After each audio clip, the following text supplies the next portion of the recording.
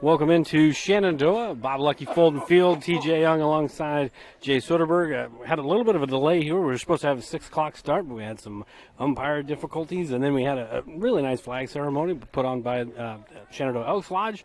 But we are here. We are ready to rock and roll. Phillies coming off of a win last night, 7-0 shutout against an improving Red Oak team trying to get 2 in a row here tonight. Yep, so it's been a busy week so far for the Phillies. Doubleheader Monday, played again last night, and a game tonight. So it's been a busy week so far. We'll see how much they got left in the tank.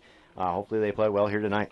So around the horn for Shenandoah, as you look at it on your screen from left in the outfield, from left to right, Rachel Jones is in left, Cassidy Stevens in center, Caroline Rogers in right, and then around the infield from third to first, Kylie Fouch, Abby Dummler, Sarah Pickens starting at second base today. Lexi Shabam got injured this morning in the JV doubleheader in Atlantic, so Sarah Pickens getting her first career varsity start as an 8th grader. Good for her. And Lene Green catcher at first base, and then catching is Nevaeh Yale, and pitching Jenna Burdorf, and Peyton Athan is the designated player. So a little bit of a different defensive lineup, but a lot of the same usual suspects. And for anybody from Sidney that's watching, I apologize. I don't have stats for you because they're not there. Yeah. There's only 2 games on Go Bound, so I don't have stats for you, so I apologize. 1,000 apologies. Gabby Jacobs will start off tonight for Sidney. She's playing third base tonight. Jenna Burdorf in the circle. First pitch is upstairs for ball number 1. She did not go. No, she did not. The umpire at it first wasn't base even close. Also had a little chuckle on that one, like, no, she did not. It wasn't even close. But I do appreciate the excitement level brought there by that umpire. The 1-0 is upstairs as well, so 2-0 to the leadoff hitter for Sidney, Gabby Jacobs. Yeah, so it'll be a big spot here for Jenna. Got to bring a strike, like we talked about in the boys' game the other night.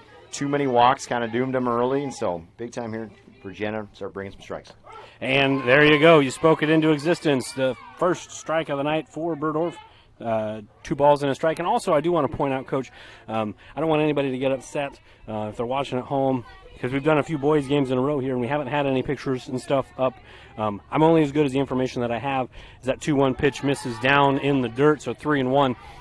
I'd love to put the boys' pictures up there. I just don't have them. Yeah. I'm only as good as the information that I have. I'm not favoring one side over the other. I just am what I am. I get paid very little to do the job, so when I get the information, I can put it on there. 3-1 misses in the dirt. Well, somebody's probably going to be upset about it. Yeah. Maybe not, and it's not malicious. Last year I had them both. I haven't got any for the boys this year. So we'll have to work on that research department here tonight. See if what they can find for us. So Fallon Shelton will step in, the shortstop for Sidney, with Jacobs at first after the leadoff walk. And that first pitch, healthy swing and a miss. So strike 1, getting on top here of Shelton. Something she couldn't do to Jacobs, so it's a good start here to the number 2 hitter. Yeah, no, definitely, Jenna. You want to bring strikes here. You can't give up any more free passes. They will come around to haunt you. And again, swing and a miss. This is an 0-2, and Shelton's way behind here. I'm thinking some high cheese. No messing around. No, I think the same thing. You don't want to bring anything a little bit slower to speed her bat up, so I would say the same thing. Bring some speed here. Challenge her up in the zone. 0-2 from Burdorf. That's just inside. Just inside. Looked good from here, but umpire did mention just a little bit inside. Everybody kind of had the same thought, kind of looked. That's a big ball, though. I mean, that's a big ball. The radius of the ball probably clipped the black of the plate. So now do you know the radius or the diameter? No, I have no idea. The circumference? No. 1-2 is fouled down the nice little backhand by Fouch. That was a great play, yeah. Fouled down the third base line. If that was about 1.5 feet to our right as you're watching it, that would have been a web gem. That was a fantastic effort. That's what you want early. We've been a tough throw from that deep in the hole, but nice job knocking that one down. Saved extra bases. If it would have been fair. The 1-2 is swung on and missed. So 1 walk and now 1 strikeout for Burdorf. As there you go. I got my trusty thing back on the deal. Well, Scorebug is back. Scorebug's back. The effort tonight already higher. Yeah, we were running about 60% the other night. and that was mostly my fault. And Burdorf on the year, as that first pitch misses, so 1-0 on the year. Burdorf in 50.1 innings, now 50.2 innings, 40 strikeouts. So definitely not a strikeout pitcher, but I don't think she claims to be. But she has the ability to do that, get a strikeout when she needs it. As a snap throw down to first, gets into the outfield, and that's going to be a free base. So the first error of the night for Shenandoah comes via a throw down to first behind the runner. So now there's a runner in scoring position following the error on the throw. And a little bit tough there, kind of thrown back into the runner.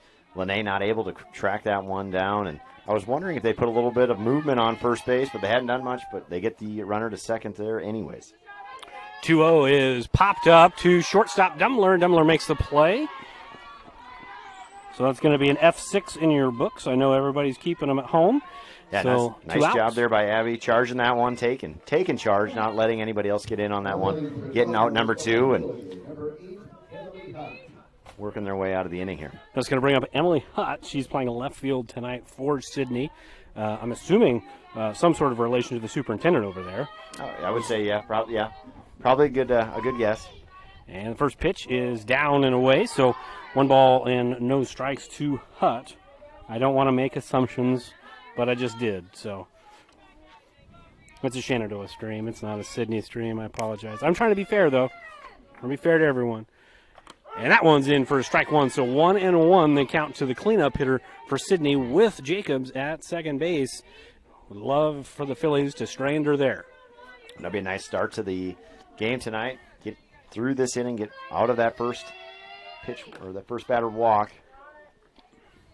And now Jenna's ahead here. Time to put her away and get those bats going. So now we've seen taken the first pitch strike, and now well behind the 1-1 fastball. Is it that same philosophy, the don't speed the bat up? Keep it firm? Yep, keeping it firm. I'm elevating, see if she'll go with you on this one. She's been behind here, so let's see if Jenna will challenge her. 1-2 to Hutt is fouled straight back. A little better timing that time from Hutt. So now maybe is where you drop the wrinkle. Yeah, that's where now you can have that. Now you, as a pitcher, you're still up 1-2. You still own the at bat, and now you can make the batter start thinking, what is she going to bring here? Is she going to bring another fastball, or is she going to go off speed against me? So we haven't seen any off speed yet. So maybe now's a good time to dust it off. And there's a little bit of an off speed there. A miss down and away. Good stop by Yale. Saved getting Jacobs over to third base. So now 2-2. 2 balls, 2 strikes, 2 outs. Top of the first. And the 2-2 pitch is just on the outside corner. So we are all full. The corner to inside corner to the right-handers tonight, outside corner to the lefties. That looks to be a very shallow corner so far. Yep. And so now, 2-2, I always told my pitchers to bring their best pitch because now you're on that action pitch, 3-2, 2 outs. See what Jenna's got. 3-2 is hit sharply to Pickens, and look at there. Pickens making the play. 4-3 put out for out number 3. Welcome to the varsity team. Welcome to the show right there, Sarah. So that's a 4-3 put out. No runs, no hits, no errors. We'll go to the bottom of the first. Your Phillies coming to the bat. The strength of a house starts with its foundation, just like the strength of a community starts with its education to ensure its success for many generations to come. The Shenandoah, Iowa Education Foundation strives to bring world-class education and opportunities to the youth of Shenandoah. Visit ShenandoahIowaEducationFoundation.org to become a part of the $100 Club, the Family Challenge, to donate to the Peter J. Weber Scholarship, or to make a general donation. The Shenandoah, Iowa Education Foundation, partnering today for success tomorrow. Pella Corporation in Shenandoah is growing. Pella is a family-owned company and has a strong heritage that started in 1925. Pella offers a strong benefit package, competitive wages, quarterly bonuses, profit sharing, and more. Pella has a decreased overtime schedule. You'll never work on Sundays, and you will have at least 2 Saturdays off each month to spend more time with your family. Go to careers.pella.com to see what jobs are available and apply today. Experience is not necessary, as Pella will provide training. Pella is an equal opportunity employer. We're back here in Shenandoah, and Coach Soderberg is going to give us the Phillies batting order presented by Doug Meyer Chevrolet. Go ahead. Leading off, we've got Caroline Rogers playing right field. Batting second, best athlete on the field is the pitcher, Jenna Burdorf. And third is the RBI machine, Lene Green, hitting third. Playing first, Peyton Athan will be the designated player, hitting for Sarah Pickens with the nice play there. Hitting on the fifth spot, Kylie Fouch, who's playing third. Nevaeh Yale hitting sixth, doing the catching. Abby Dummler hitting seventh, playing shortstop. Rachel Jones out in left field, hitting eighth. And the new slap hitter in the lineup, hitting ninth, Cassidy Stevens. So again, the bats kind of came alive last night, a 7-0 win. Green had a couple of doubles, but a lot of kids were getting hits. I was at the game. My kids played in the JV game, but we stayed and watched. It was 5-0 when we left, but everybody was kind of hitting the ball. We'll see what they do tonight against Annika Hayes, and Caroline Rogers takes first pitch strike. Definitely a different speed that Shenandoah has been seeing through the Hawkeye 10 and even really their non-conference to this point. Something they may have to adjust to. Yep. And talking with Coach Burdorf a little bit before the game, he kind of mentioned the same thing. They're going to have to be patient at the plate and not get too ahead of themselves, just trying to jump all over one. Be patient, and when their pitch is there, drive something. It's kind of one of those things as a hitter, it's hard as that 1-1 pitch is tattooed into right center field, and nice catch by the right fielder, Bridget Krominga, as that's going to be a tough out number one, an F9 in the scorebook, and then Jenna Burdorf will step in. But one of the hard things against a pitcher that may not have the same velocity that you're used to seeing is not changing your swing, just load later, right? It's just the timing. You're not loading at the same time. You just got to alter that. And that's what Caroline did a nice job driving one out there. And Jenna with a great slap hit there. That was a really good play by Gabby Jacobs over there at third base. That was teetering right on the third base line, and she waited just until it got to the other side of the line. And as her coach on that one, I would say just let that one go. Don't even pick that one up, because everybody kind of looked at it like, did she pick it up when it was still on the line? That was very close. So a good first effort there by Jenna, getting the defense moving early. And Burdorf on the year batting just shy of 600, Coach. As that 0-1 pitch misses up and away, based on varsity bound or go bound or whatever they're calling it today. Quick stats. About 550, Coach. 550. So she's a biscuit or two under 600. All right. Couple of hits tonight might get her there. How many doubles on the year? Well, doubles on the year for Jenna Burdorf. 2 more than last year. 2 more, all right. So she's showing a little power from the slap side as well. And she actually yelled at me the other day when she got one. She's like, see, I get a double. I'm like, yeah, there you go. I knew it. I knew you could. I knew you had it in you. She's doing a good job this year. So 1 and 2 now to Burdorf, and she fouls one off. And as a slap hitter, I mean, it's got to be difficult. Timing for everybody, but you're used to that ball coming in, 50, 55 miles an hour, and now it's coming in at 40, 45.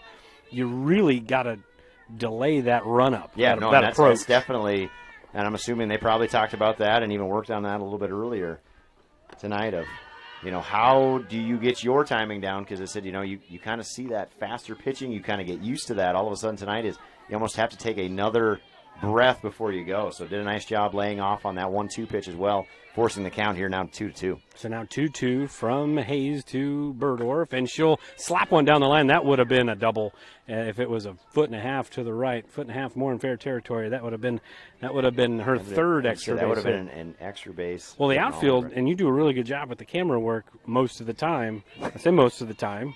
But the outfielders are very, very shallow.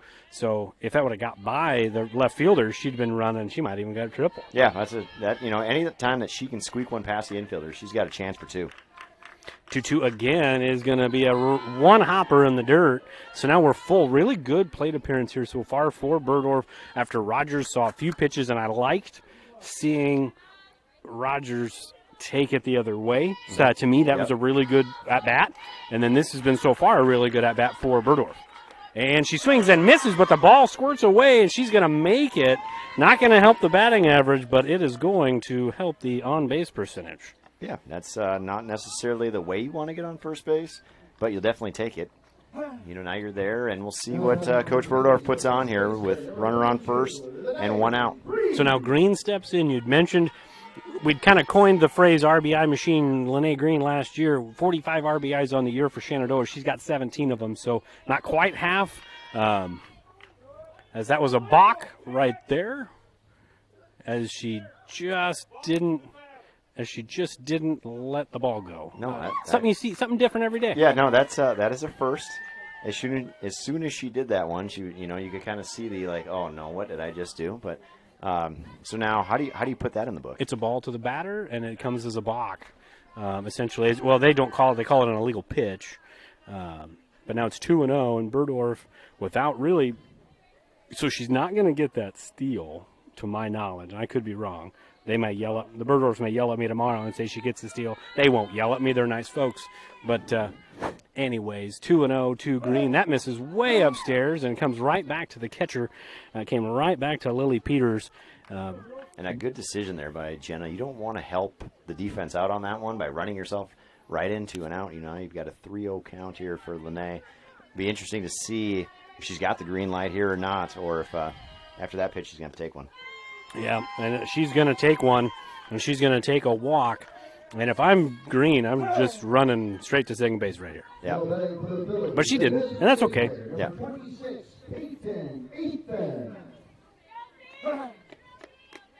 So now Ethan steps in. She had a good night at the plate last night. She hit a ball. It was a really, really nice play by the left fielder last night. It was probably, maybe 5 feet from going out. It's a little bit of a shorter porch in left field, but she tattooed it. Hit it real hard. It was a really good play by the left fielder. But, yeah, that's as hard as I've seen her hit the ball this year. And she is definitely capable. She's down in the count now 0-1. And I really like that for 2 reasons, that she took the first pitch. One, just had an illegal pitch in 4 straight balls, and maybe a little rattled, make her throw a strike, but also let Lene get to second. Yes, right? Yep. Now you've got 2 in scoring position. Single scores 2 here. And that misses as well, so we're 2-1 with now runners at second and third and 1 out in the inning, and it's a 2-1 count advantage count for eighth, and sit and rip here. A big gap in left center field.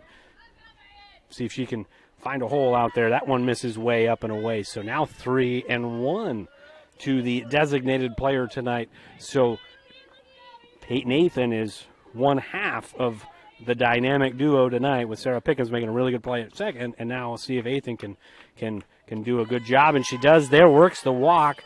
So a drop third strike, should have been out number 2, but now 1 out, back-to-back walks. And here comes Kylie Fouch, who's been putting the bat on the ball pretty much all year. Got a chance to put a crooked number up. Yeah, big time here. This is one where if you want to jump out early, you've got the opportunity, you have to take advantage here if you're Kylie. Drive something, make the defense make a play.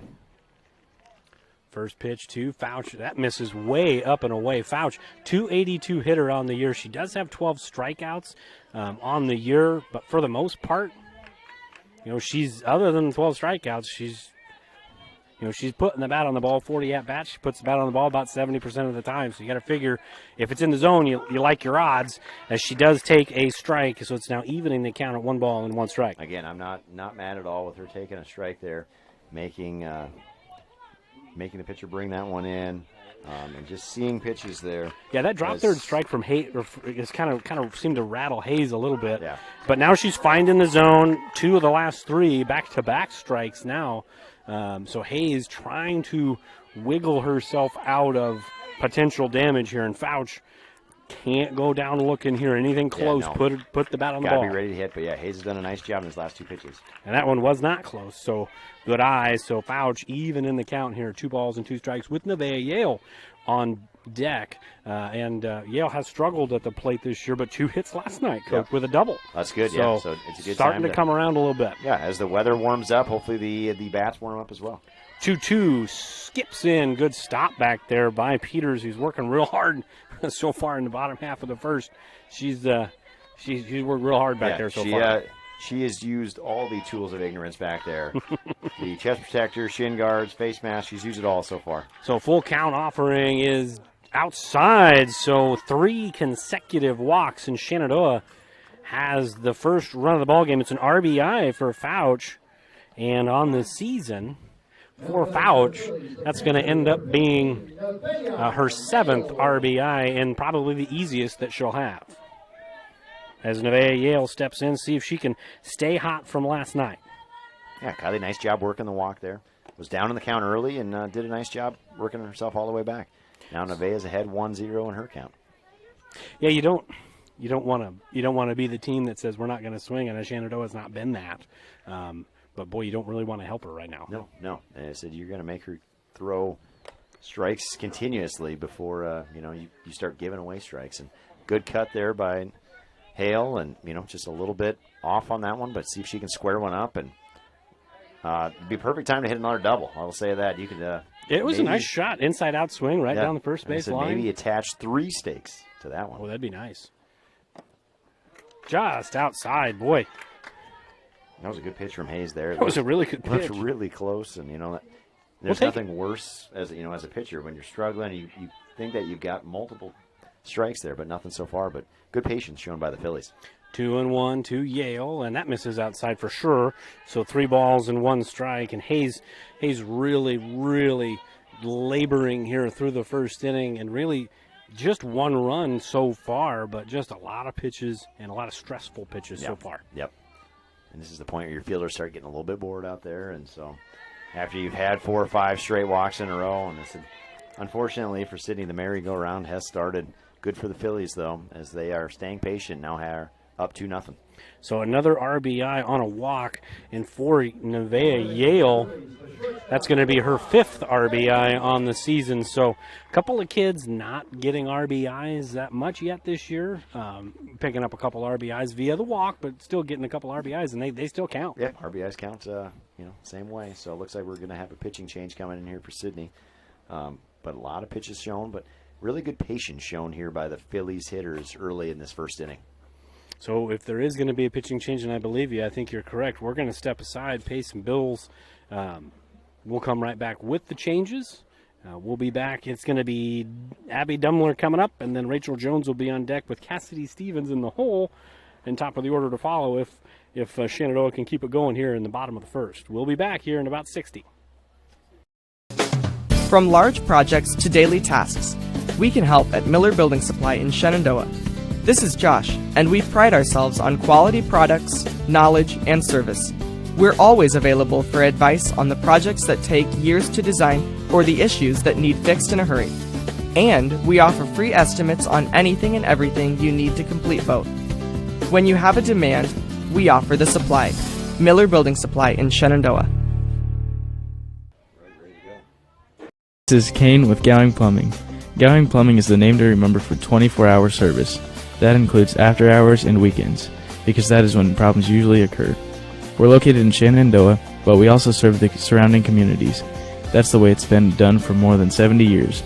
And we work on boiler heat, so call fully licensed Gowing Plumbing any time of day or night, 246-1803, or after hours at 712-310-9248.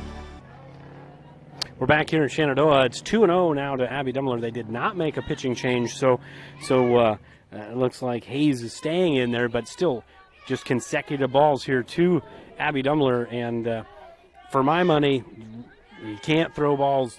You can't be walking the bottom of any order. No.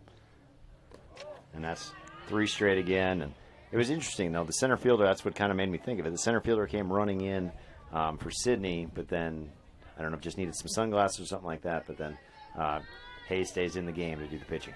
So 3-0, the count to Dumler, probably an auto take here. And a good decision, an RBI for Dumler. So 3 consecutive RBI walks for the Phillies. That's the 5th consecutive walk for Shenandoah, and not having to take the bat off its moorings. And now we're going to get a pitching change. So it'll be Rachel Jones, Cassidy Stevens, and top of the order to face the only other pitcher that they have on go-bound, varsity-bound, but just for 2 games. They played more than 2 games, is Gabby Jacobs. So my assumption is that Jacobs will be moving from third to the circle She does have the ball in her hand, so that could be correct, but who knows? I make assumptions sometimes, and sometimes I'm wrong. You know what they say? But what happens when you assume? Yep. It makes you and me look stupid. So I had to keep it PG for the people. Yeah, I do appreciate that for the people out there. Although I've been told that it's YouTube, I can say what I want, but I'm not going to do that. No, not going to chance it with Fuller Digital Solutions. No, I'm going to be as professional as possible. So Jacobs will be taking some warm-up pitches. We will take one commercial, come right back here in 30 seconds. Heritage Bank is proud to be a locally owned community bank. We have been committed to our community and meeting the financial needs of our customers since 1873. We are confident that our knowledgeable staff can help you make informed decisions about your financial needs, no matter how big or small. Let us show you how rewarding a relationship with First Heritage Bank can be. Stop in at one of our 2 locations, or you can find out more information at www.fhbshen.com. First Heritage Bank is a proud supporter of Shenandoah High School Athletics. Go Shen! Member FDIC. We are back here in Shenandoah, 3-0, 1 out, bases loaded. Rachel Jones to the plate. A lot of changes for Sidney in the field, but really the one that really matters at the moment is that Gabby Jacobs is in the circle right now. So see if Jacobs can just find the zone. That's kind of been the issue for Sidney here in the bottom half of the inning. First pitch is inside for a ball, 1-0, and I would say even more so now, that adjustment, right? Mm-hmm. Because Hayes threw a little bit harder than Jacobs, and it just kind of that his strike coming in there, but I mean it seems like it's just taken forever to get there, and something you're just not used to. Yeah, we'll see here what Rachel has. You know, you see that new pitcher, and you see a strike, but now you got to be ready to hit. You can't be just looking for walks the whole game. And that ball is lined foul. I feel like Coach could have made a better effort there. Yeah. I'm not. I'm going to give him that 60%. Maybe it's just a little warm with JV game today. Maybe he's a little tired, but I don't know if he went to the game because he was working on the field. He said he stuck a hand at it, but step in a dive. Yeah, a little away defense, but Rachel just a little bit early on that one, so got to wait back, see if she can knock something out there. So 1 ball, 2 strikes to Jones, and that ball misses upstairs, stayed upstairs. So now a 2-2 count to Rachel Jones. I mean, give Jacobs a little bit of credit here. She's at least around the zone right now, making it at least enticing to swing for the Philly hitters. 2-2 is swung on, and a shot to third, and doubled off is Kylie Fouch. So that'll end the inning. And not really much for Fouch to do there. That was a tough play, and that will end the inning. Good play by the third baseman. Good job by Jacobs to come in and limit the damage to just 3 runs. 3 runs on no hits. 1 error on the drop third strike. We'll go to the top of the second. Phillies enjoying a 3-0 lead. Every inch of your body puts pressure on one place, your feet. So give your feet everything they could ask for by walking in to Brown Shoe Fit Shenandoah. Shoes for every occasion, boots for any situation, and above all, the right fit for you. After all, Brown Shoe Fit has been fitting feet for over 100 years. The only downside, so many shoes to choose from and only 2 feet. Great service, great selection, a great fit every time at Brown Shoe Fit, downtown Shenandoah. It's always been my dream to own a locker. You like school that much, huh? Actually, no, my own meat locker. I'm processing. So, what do you think? Well, if that's your it, let's make it happen. So we're back here in Shenandoah, top of the second inning. Coach, 1 error aside, no hits aside, but there is a difference, and that's the score. It's 3-0. Yeah, Shenandoah had 2 really hard hit balls. Caroline line went out there to right field, and then Rachel Jones with some tough luck just hit it right at her, and unfortunately, with Kylie leading off there, and just kind of steps on the base, and you hit yourself into a double play. And, I mean, if that's 5 feet to the right, she's got probably 2 RBIs on that one. So tough luck there, but a nice first inning for the Phillies, up 3-0. Continuing on from last night. And now Jenna's just got to get back in there, settle in, throw strikes. No free passes. I would say the first inning was like a YouTube video of how to be successful or not successful when you're playing baseball or softball. Like, you got to throw strikes. And it was a tough inning for Hayes. She started out so good. Got out, 1 out, and then a strikeout for the second out, but then it was dropped, and then it just kind of the wheels fell off. Yeah, and I said you can't field walks. It's one of those things. There's unfortunately nobody to blame on those ones except just the person standing in the circle. So it's kind of bit the boys on both teams the other night for Atlantic and Shenandoah and got themselves into trouble. So now Mia Foster is in, and she took the first pitch for a strike, and that one's just outside. Ooh, that's not good. Ooh, uh-oh. 1 ball, 1 strike. We'll just keep playing. No problems. Oh, boy. 1-1, the count to Foster. And she lines one up the middle. First hit of the night is a clean single up the middle by Foster. And leadoff hitter on, same as the first inning. The Cowgirls were able to get their leadoff hitter on, couldn't get her past second. We'll see if Sidney can have some fight here and get a couple runs back. Yeah, Foster on that one squared it right up and hit it right back at Burdorf on that one, right into center field. Nice job hitting there. And so now Annika Hayes steps in, and she hits one in the gap into left center field. Rachel Jones can't get there. That's going to be at least a double. Jones gets the ball in. They're going to hold the runner at third. So it'll be a single and then a double. And that's maybe a little frustration getting taken out on that swing by Hayes as she absolutely tattooed that ball. Yeah, and she was ready to hit on that one. She, like you said, took out some frustration, struggled on the mound, but trying to get all those runs back here in the second inning with a good piece of hitting there. So now Madison Hensley will step in, first baseman for Sidney. All of a sudden, lots of traffic on the bases as Hensley well behind the first pitch fastball from Burdorf, and it's now 0-1 to Hensley. Yeah, and Jenna's got to buckle down here now and maybe go get herself and try to limit the damage here, try to keep the crooked number off the board. So 0-1 to Hensley. It just misses. So it's 1 ball, 1 strike to the number 7 hitter for Shenandoah. Or for the Cowgirls, excuse me.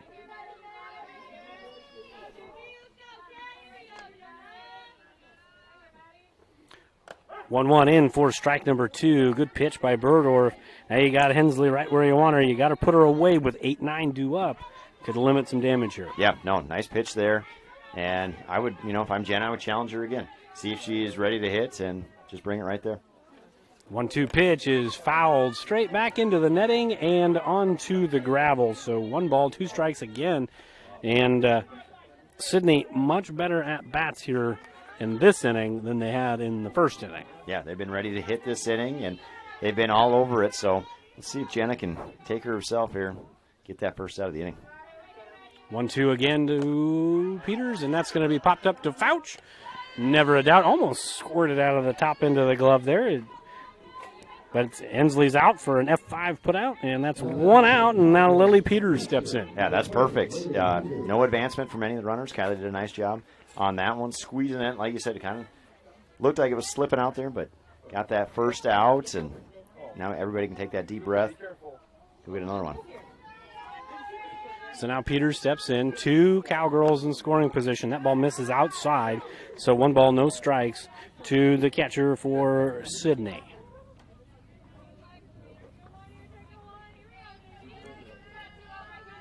We'll see if Peters has some of that same frustration after catching that first inning. See if she's ready to wail on one as well. So that 1-0 pitch misses down and in a little bit there. So 2 balls and no strikes. So in the driver's seat is Peters with Krominga on deck and then the top of the order to follow. Yeah, so now Jenna's got to bring a strike here. Can't be falling behind this far in the 8-9 hitters, and now she's down 3-0.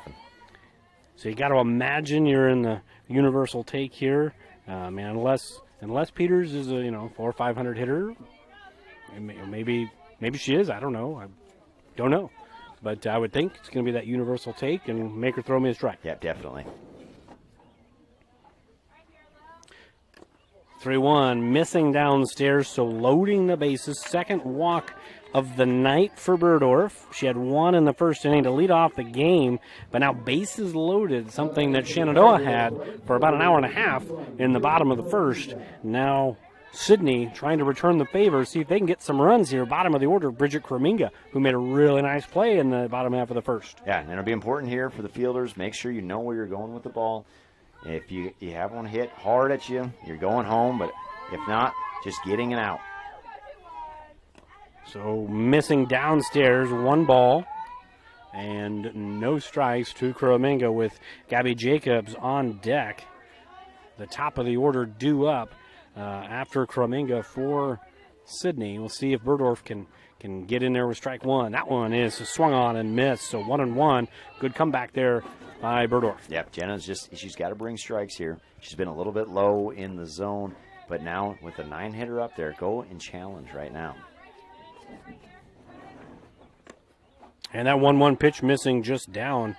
Like you said, I mean, they're probably over the plate, but they're just maybe missing just a hair low. Yeah, it looks like they've been just a little bit below the kneecaps there, and that's kind of always what they say is the letters to the kneecaps is kind of the idea of where the strike zone is. 2-1 offering, that misses down. So Phillies in danger of returning the favor a little bit. Sidney did get a couple of hits, but in danger of doing what Sidney did 3 times in the bottom of the first, walking in a run. Yeah, and there's nothing worse as you're watching your pitcher just give away free runs here. And that one's in there, thrown with conviction there. Yeah, much better there by Jenna. A little bit of anger it looked like on that one, and now she's got it back to 3-2. The action pitch here, bases loaded. See if she can also wiggle her way out of this jam. So 3 balls, 2 strikes, 1 out, and that ball swung on and missed. Big pitch. Big pitch by Burdorf as she gets the strikeout. That is her second strikeout in as many innings. So now top of the order, and Gabby Jacobs steps up. We don't really know what she can do yet. She walked her first time, reached second on a throwing error. But ducks on the pond here for the Cowgirls on the range, I guess. I don't know. But 2 outs, chance to put a goose egg on the board, the Phillies, but a chance to put a crooked number on the board if you're the Cowgirls. Yeah, no, this is a big pitch, and infielders, you got to be ready. You got to knock something down. Any base. Get the easy out. Any base. 2 outs. Force everywhere. 1-0 to Jacobs is an off-speed pitch that just missed outside. So Jenna adding a little more stress to her life now. Down 2-0 in this count. Went a little off speed there. Yeah, she did. Not in a bad spot. Struggling a little bit with the fastball. Maybe you can throw that off speed pitch in there, but just missed with that one again. 2-0 to Jacobs is swung on and missed. So that's a firm pitch after. And, Jenna doesn't throw 70 miles an hour. I mean, nobody that we've seen does, but she's not throwing fireballs. But if you've got an off speed pitch, that fastball looks so much faster it does, yeah. right after that. Yep. 2-1 to Jacobs. That swung on and fouled back. So, again, that swing is exactly the same. It's the same idea. You throw that 1-0 changeup. You see how slow it is. You're way behind 2-0, and you're still behind 2-1. Yes. And so now 2-2. Got to bring your best pitch here. You don't want to force yourself where the runners are moving. So it'll be interesting to see here. High cheddar. I would say the exact same thing. High cheddar. Or some low cheddar. But we're going to get a play at the plate possibly in the first run of the game. So a wild pitch. So that'll move runners to second and third. The runner scores from third. That was Foster. And now it's a full count offering to Jacobs, still with 2 Cowgirls out there in scoring position. Yeah, and unfortunately that moves 2 runners into scoring position. So they shouldn't be moving on the pitch there. But we'll see. Hopefully Jenna can bring a strike and get out of this. But it does take the force out everywhere. It does, yeah. Yep. So now you got Jacobs is a pretty quick runner, so ground ball to the left side. You got to make a good throw. Well, didn't matter at that point. That's a walk, so the bases are back to being loaded. And that brings up Fallon Shelton. And Shelton struck out for the first out of the ball game in the first inning. A lot of pitches being thrown by both of these starters here through the first 1+ inning. Yeah, and it's still 3-1. So I mean, you got to keep your head up here if you're Jenna. You got to bring strikes, and that's a great start, getting ahead in the account. So for context, Jenna's not a kid that's going to walk many batters. 50 innings, just 30 walks. So not quite one every other inning, but definitely not a ton. As that ball's popped up to second base, and is dropped by Pickens. The throw home is in time, so she is out. So 1 run will come across to score on the error, and disaster kind of averted there. We'll catch up on all that when we come back. We'll be back in 60 seconds. Phillies still up by 1. This very moment, a board-certified surgeon specializing in female pelvic medicine and reconstructive surgery is scrubbing up in a newly remodeled surgical center full of the latest technology to give a woman a chance to take back control over her body. It will take less than an hour. There will be minimal recovery time, and afterwards, she'll start to feel normal again. These are the things that happen here every day. The new surgical center at Shenandoah Medical Center. Your health is our mission.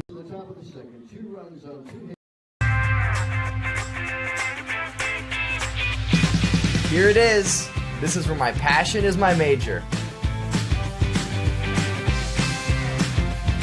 With more than 80 areas of study, dozens of clubs and activities to choose from, and advisors who ask the right questions and offer support, it's easy to be you at Iowa Western. We're back here in Shenandoah, top of the second. Things got pretty interesting there in the top half. Bottom of the second. Things got pretty interesting in the top half. Sidney was able to get the first couple hits of the night, couple hard hit balls, but then the walks started coming into play. And then a routine fly ball in the infield with 2 outs with the bases loaded. Ball drops and 1 run scores, but then Caroline Rogers with a heady play. Yeah. Picks the ball up, throws the ball in, and a good tag by Yale gets us out of the inning with the lead.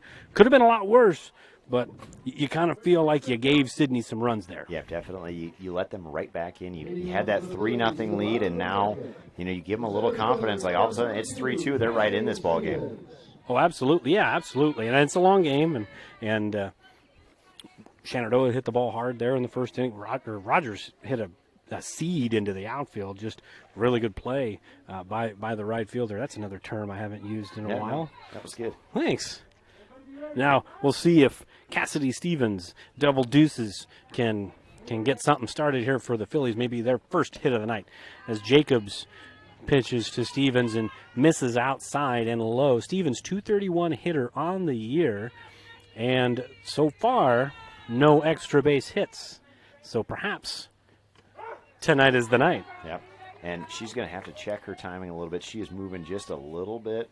I think expecting a little more velocity, so she might just have to take an extra breath here. Well, it's not coming any faster. No.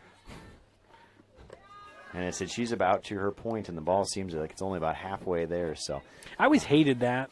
I probably did it as a player, but as a coach, I always hated it. Like, the players always complained when somebody threw too fast or too slow. Like, guys, they want that Goldilocks just right. They want everything just right. Like, it's just one of those things where it's not coming any faster or slower. I mean, no. it is what it is. It is, yeah. See it and hit it. It's those same people that complain when it's it's too hot early after it's been winter for so long. That's me. Yeah, you're one of those people that it's too hot, and it's like, well, it's been 30 degrees as a high for the last 4 months. It's like 60, and I'm turning on the air. Honey, we're turning on the air. 3-2 count to Stevens. See if she can get on base. If she gets on, that's at least a double, and that misses low and away. So Stevens on first. She'll be on second in a minute. At least that's my feeling on it. I would assume with Stevens being 7 for 7 on the year in steals, I would imagine she will be 8 for 8 here pretty soon. Yeah, and hopefully Caroline gives her a pitch to take that one, and if she can find a gap and with Cassie's speed, I mean, she'll be easily able to score from first, but maybe on a single. And Stevens safe, and she was not running her normal Cassidy Stevens speed. I don't know if she was not expecting a throw there, but throw she made beat her. Sheldon was just not able to handle to get the tag down, or else she would have been out. And that pitch was a ball, even though it looked pretty good from here. So Rogers takes one, and now she's even in the count, 1 ball, 1 strike. So Stevens gets her 8th steal of the year on a play that might have been a little closer than it should have been. Yeah. But now Rogers got somebody in scoring position here with nobody out. Time to drive one. That misses inside, so 2-1. And for the year, Caroline Rogers, just 4 RBIs. It's hard to get RBIs sometimes out of the leadoff spot if the bottom of the order isn't getting on base for you. But now here's an opportunity to pick up another RBI. That ball is hit hard up the middle, and that's going to, you had to wait. Stevens had to wait to make sure, and then Rogers goes to second. Another heady play by Rogers. That's 2 plays in the last 2 half innings that Caroline Rogers made that a lot of kids aren't going to make. Yeah, no, and I said that's a tough spot that, Cassidy's in. You have to let that ball. Yep. You don't want to run yourself right into another out. And so she had to let the ball go through and gets to third, but on the throw, Stevens, I don't think she ever stopped moving on that one. She saw what was going on, went right to. So that ball squirts away to Burdorf, and Burdorf did strike out her first time, came around to score on a drop third strike, but you can't fault Stevens. The ball was kind of in the air for a hot minute, and then she had to wait to make sure the shortstop didn't get it, and then she gets to third. But the things that Stevens or that Rogers did at the bottom of the top of the second to get him out of it, it's not going to show up in the scorebook type of deal. Backing up the drop catch attempt by Pickens, and then that right there taking the extra base. Base hit here is going to get 2, as that ball's hit foul, and in a season when we've, at least to this point, struggled a little bit to put runs on the board, those little things, those extra 60 feet, they matter. Yep. And now Burdorf does, in that situation, Burdorf doesn't have to take a pitch to let her get there. Yeah, yep. No, did a nice job, but runs are always at premium. And that ball is nubbed foul right off of the button. I said, I don't know if we're still using the term button correctly, because I did hear one the other day, and they hit that one on the button, and it means you hit it well. Yes, on the button means well. So I'm thinking but this is off the button. Yeah, I'm not thinking that's still the correct term. I think I just had that one going a little earworm there. 1-2 pitch is just pop foul. Burdorf going to do it again. Jacobs and Burdorf, pitcher to pitcher. 3-2. Bottom of the second. Phillies threatening here. 2 in scoring position with nobody out. And Burdorf trying to get him home. And that ball is lined in between first and second, and that's going to get 1 in for sure. And there's Rogers again. That's the 3rd time tonight. And then you get Burdorf, who is out at second base. That was a bang-bang play. She gets a hit. She gets 2 RBI on the play, but she gets thrown out on the attempt to get to second base. But that is 3 times in an inning and a half, basically, that Caroline Rogers has done things that the other kids just aren't doing. Yeah, no, she did a really nice job there. Janet, with more of just a traditional hit on that one, not really a slap hit, drove it into right field, gets the 2 RBIs on that one there at second, got a slide on that close play. And, maybe you get yourself a safe call there, but nice job driving in 2. And Green hits it hard to shortstop. That will not be a hit in my book. Unfortunately, I'd love to give her a hit there. No, that's one that just maybe hops up a little bit on Shelton there at shortstop, but we'll take another base runner. And it might be a hit later, but it was a hard hit ball. It was. Yeah, she hit it right back at the middle, but one of those plays you probably need to make. Ethan, that's a clean base hit for Ethan, and now you got runners at first and second, and now you're still out in front a little bit with Jacobs, but nobody's really trying to pull the ball, which you can see that watching them swing. They're not trying to pull it. They're just ahead of it, and you're still getting some solid contact. No, the Phillies have done a really good job squaring some of these pitches up and just hitting the ball around, and all of a sudden about 2 pitches later, you've got runners on base again. You got another little rally developing. So Kylie Fouch steps in, and she takes one just outside. I will say this about the zone, and I say this, it seems like every game, when it feels like the world's against you, it's pretty fair. Yeah. I mean, it might not be great, it might be amazing, but it's the same for both sides. Yep. As Fouch well out in front, make the adjustment here on this next pitch here. She was well out in front there. I promise you it's not going to come any faster than that the next time. Right? I mean, that's kind of what you got to tell yourself. Like, okay, I was way out in front. It's probably not going to come any faster. Take that extra second here. Take that deep breath. Wait, and then just drive something.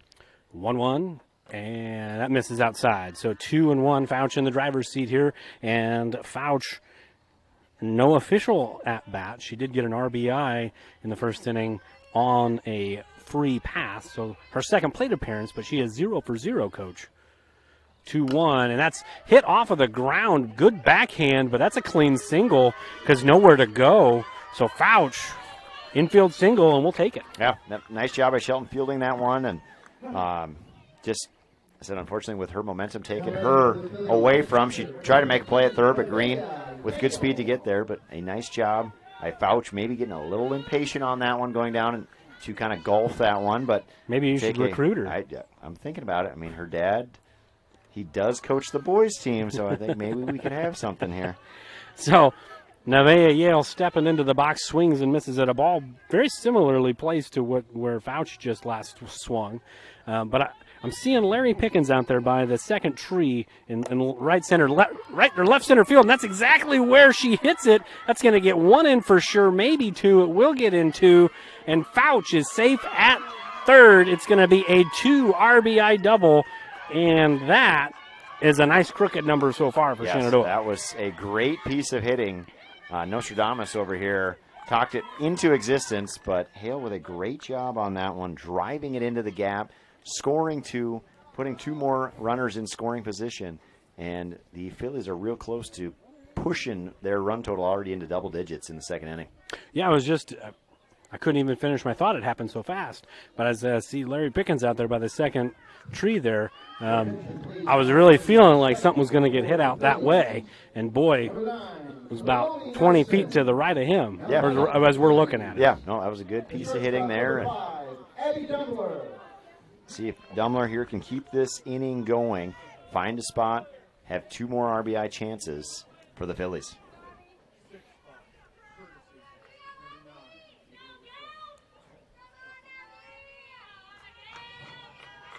So now Abby Dumler back into the box.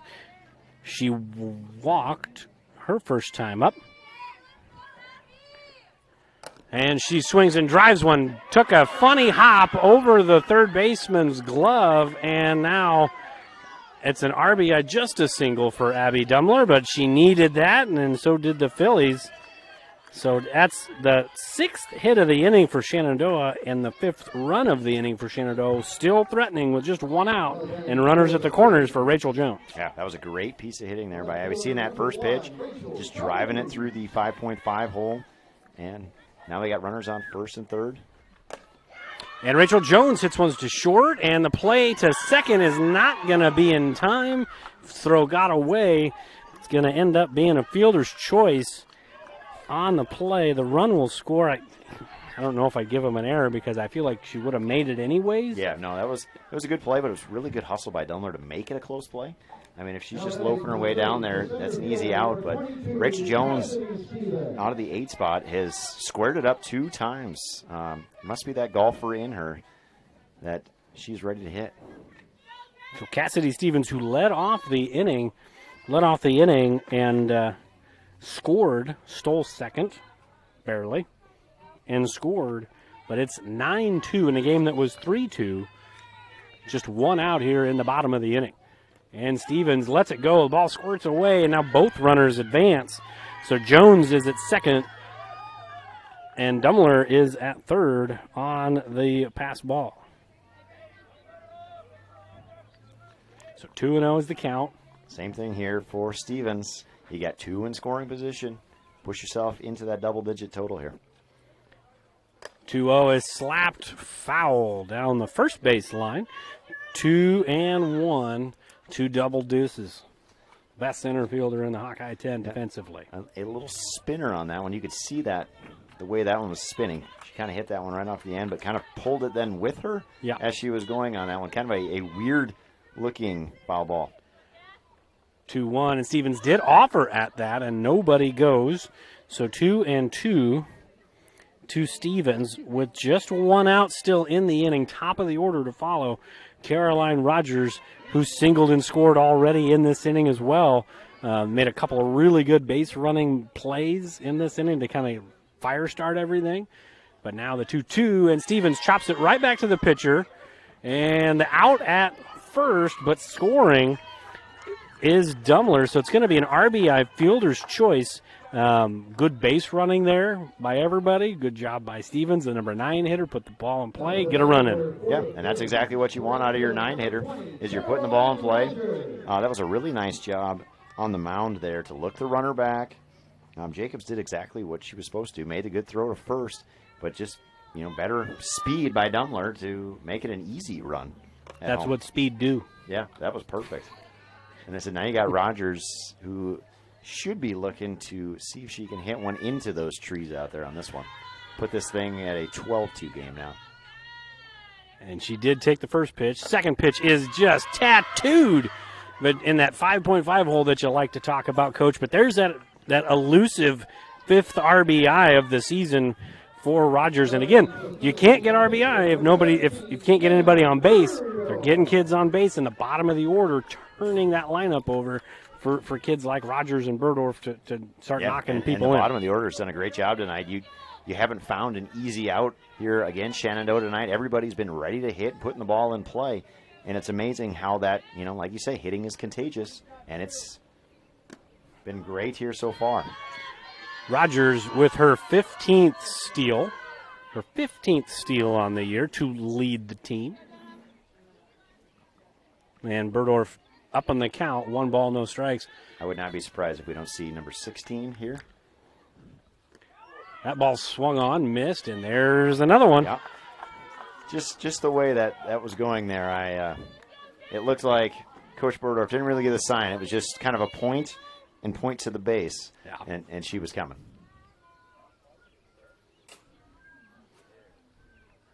We're getting a coaching visit to the mound here for Sidney, as Rogers turns a hard hit single into a triple in just 2 pitches, and now Jenna Burdorf already has 2 RBI on the night.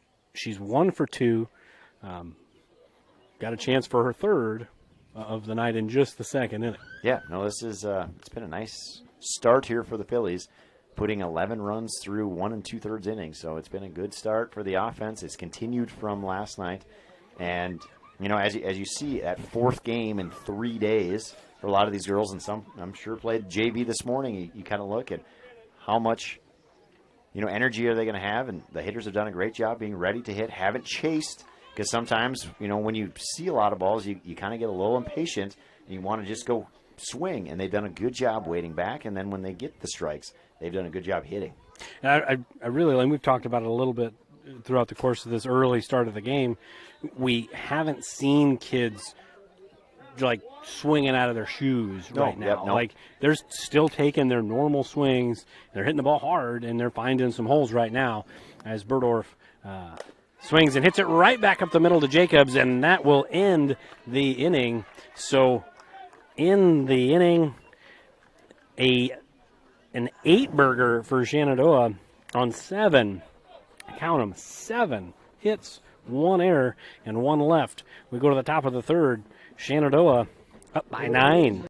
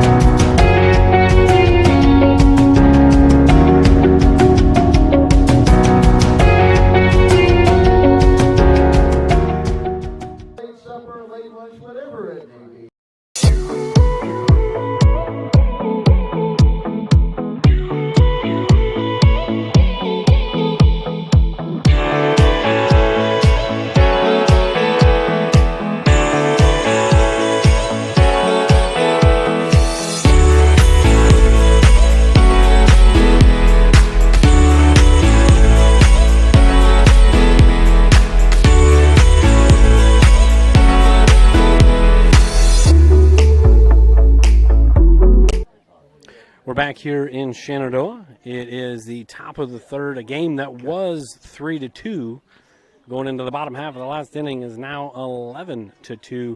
The offensive explosion, Coach. Yeah, great bottom half of the inning. But now we need that shutdown inning. Don't give them 5 more, so they're right back in the game. I said, as you're Sidney, you can. There's no chatter coming out of the dugout. It is dead in there. And so, as a coach, you said you kind of want to, talk about put the nail in the coffin early. Don't let them get all the confidence, and all of a sudden you've got an 11-7 game when you're coming up to hit again. So now Sadie Thompson will be the batter for Sidney in the top of the third. And first pitch misses well upstairs and outside.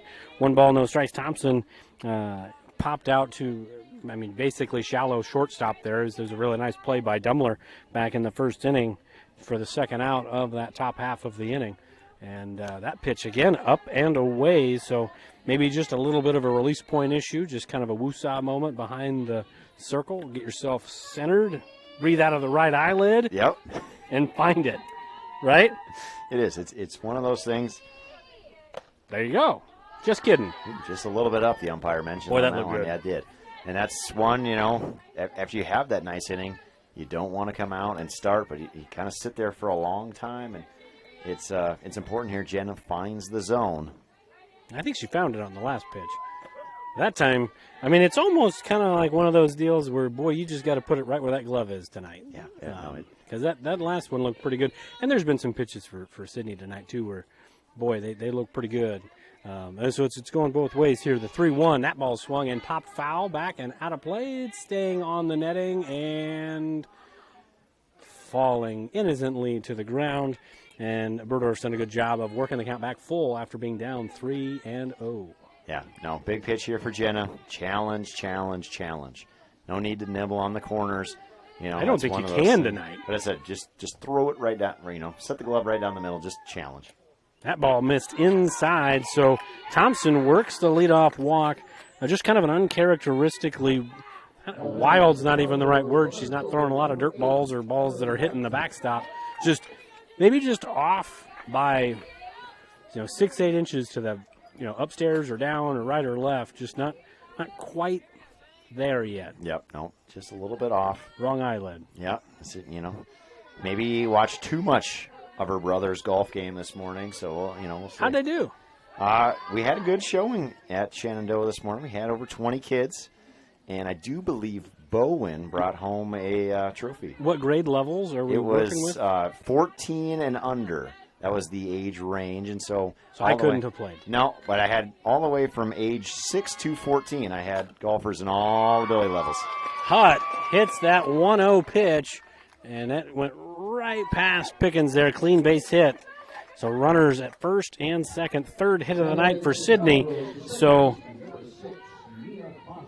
with nobody out, like you said, you want the shutdown inning. Still could get it, but Sidney hanging in there right now. It doesn't look like it being down 9, but nobody out, 2-1. And, as the Sidney coaching staff, Sidney lineup, you can't be a real man. Through 2 innings, you've scored a run an inning. Unfortunately, you've just given up 11. But they've done a good job. That matters. Yeah, that's the part that is not good. But, the offense, they've had runners on. They've, put the ball in play. And that ball is hit right to Pickens. Pickens throwing to third, and it gets away.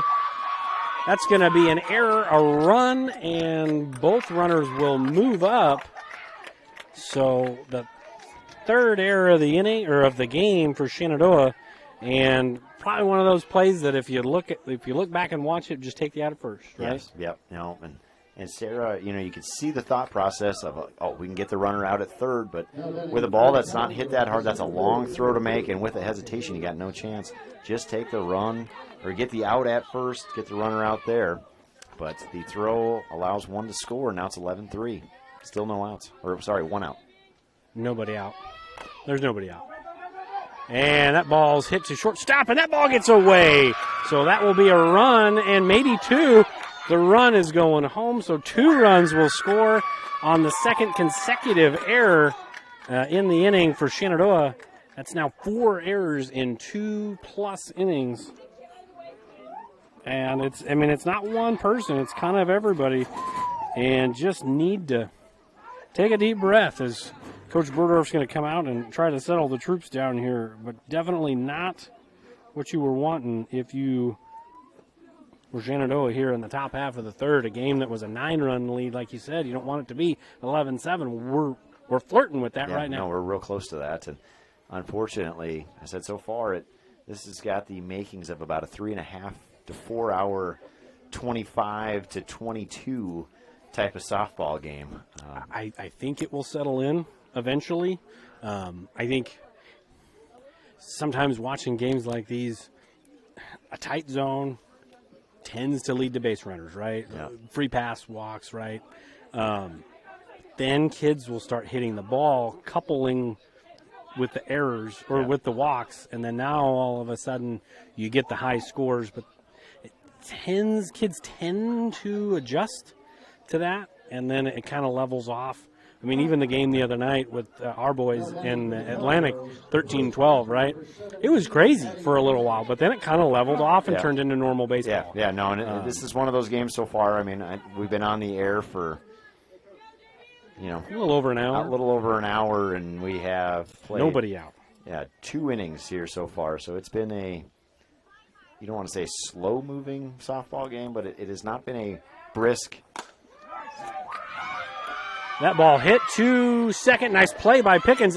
And that was actually deflected slightly by Burdorf, so that's going to go down as a 1-4-3 putout. 1-4-3, and that's a nice job. And sometimes you don't want your pitcher reaching down for that one, but that was a really good job by Jenna to knock that down just a little bit so Sarah could get there. And then Sarah with a good bounce-back play there to get her out at first. So the runner does get to third on the fielder's choice, and Lily Peters steps up. She takes ball 1, so just 1 out in the inning, and it's 11-5. The 6th runner potentially to score for Sidney is just 60 feet. 60, right? 60? 60 feet, yes. Okay, just 60 feet away. I get lost sometimes.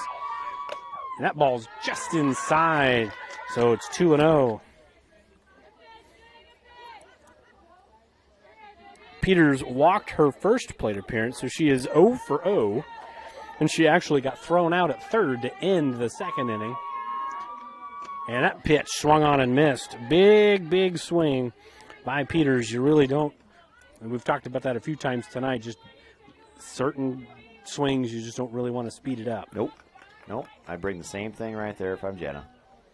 2-1 from Burdorf, and that's upstairs. Good job being tall by Nevaeh Yale there. She stuck her long arm up and was able to save maybe a potential run there. There's one compliment I'll never hear in my life. I used to say that to kids all the time. Like, be taller. Oh, boy. So we are 3-1. Looks like we had a little bug fiasco there in the face of Burdorf. Hey, they happen out here. I did eat one the other night. So. You did? Yeah. And you stayed with it? Yeah. And miss. So that'll be ball 4, second walk of the inning. And second walk by Peters of the night. And now it's Bridget Krominga, struck out on a full count. Pretty good at bat by the number 9 hitter back in the second inning. But we're just running through batters here tonight. Just running through. A lot of people coming to bat, a lot of people getting on base. It's kind of a crazy night. It has been so far. It's one of those now. You got 1 out in the inning. I'm assuming the runner will be moving here, so you're gonna have to look her back. We've got a little conversation here between the umpires. We only got.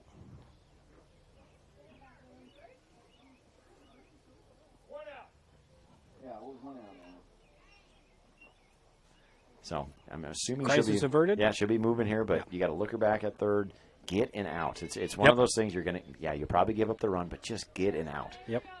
And in a game like this, easier said than done. Yeah, sometimes. I said you just have to get outs. You can't give extra runs away. So Krominga steps in after a little bit of a delay there. This is a game that's been filled with delays, pre-game and during the game, and now we are a 1-0 count to the number 9 hitter, for the Cowgirls. Down by 6, but threatening with 2 on. And a 2-0 count to Kreminga. And the runner still stuck at first after 2 pitches. And it is number 9, who I don't know who that is. I'll find out here in a second for you.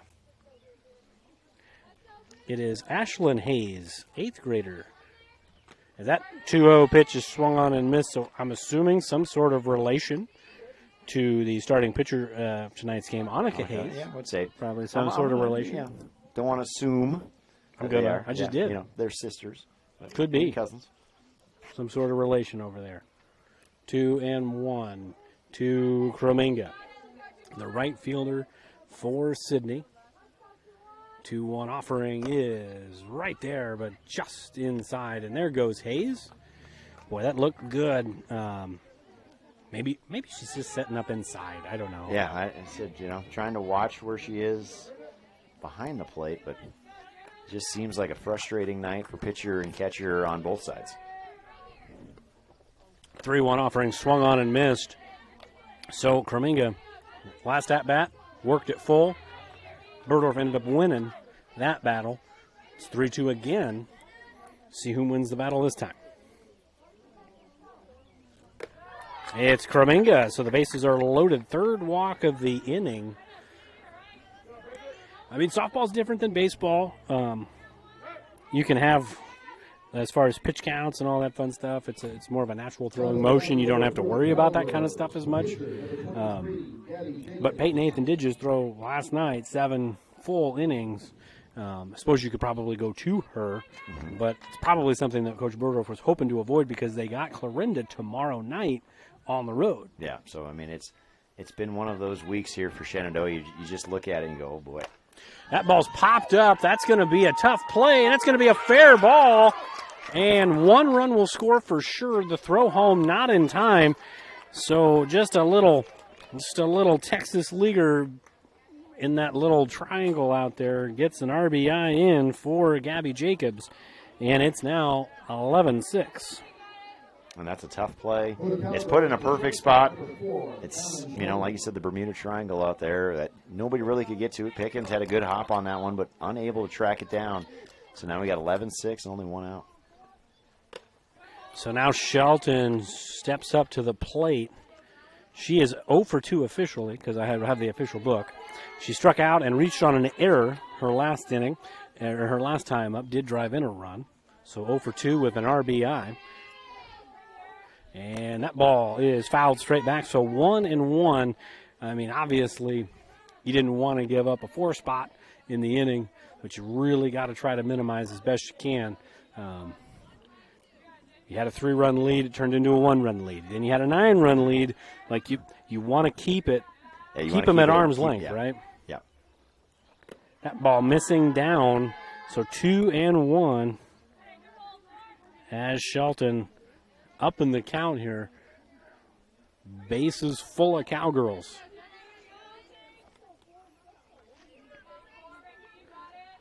Two-1 swung on and missed. So we're all even at 2 balls and 2 strikes. Good pitch by Burdorf to get back even in the count. Yeah, no. Jenna's got to go attack. Go get that second out here. Maybe you can get something hit hard. Maybe get a double play. 2-2 missing down. So full again. I feel like I've said that so many times tonight. Yeah, no, it's definitely, it's been a long, stressful night so far out there through 2 1/3 for Jenna. And the payoff pitch misses, so that will be the run. And Coach spoke that into existence, too, about 15 minutes ago as Shelton works the walk. And that's going to be the end of the night, I believe, for Burdorf in the circle. As that's the second mound visit. It's not a mound visit. I don't have a mound. Pitching change. The circle visit. But we will step aside as Peyton Nathan will come in to get her warm-ups in. So we'll be back here in about 60 seconds to see where everybody's going. United Group Insurance is a team of people you know and people you trust. We offer home, auto, farm, crop, life, health, and commercial insurance from our convenient offices in Atlantic, Griswold, Red Oak, and Shenandoah. Our team of agents work together to make sure our customers find an insurance policy they feel great about. We offer a variety of insurance carriers, so you can choose what works for your coverage needs. Learn more at United Group INS. Sorensen Auto Plaza in Shenandoah has been here over 25 years, and they specialize in financing. Buy here, pay here. At Sorensen Auto Plaza, they finance all credit types. Bad credit, no problem. Visit SorensenAutoplaza.com to apply for financing, and stop by and visit us on Sheridan Avenue. Sorensen Auto Plaza, proud to support this Shenandoah live stream. We're back here in Shenandoah, and it looks to me like Ethan has come in. Is it a straight swap? Because I see Rachel Jones still out there, so Burdorf's not in the left, and Pickens is still out there. So I'm assuming it's a straight swap. I'd assume so. I'm thinking so. First pitch. Seems that softball rules, they just, sometimes make up new ones on me. Just make it up as we go? Yeah. But, yeah, it looks like Jenna's just sitting down for a minute. So it is an 0-1 count to Sadie Thompson. Thompson, second time up to the plate this inning, and that ball's just foul. 0-2. Ethan, as we talked about a couple of times so far tonight, 7-inning, complete game, shutout, 4-hitter against Red Oak just last night. Did a really good job, and now thrown back to the fire here with bases full, nowhere to put them, and the middle of the order here for Sidney. And a swing and a miss. Strike three, big out. 2 down. Huge out there. Not an easy spot for Peyton to come in there, but brought a lot of strikes, bringing some of that momentum from last night.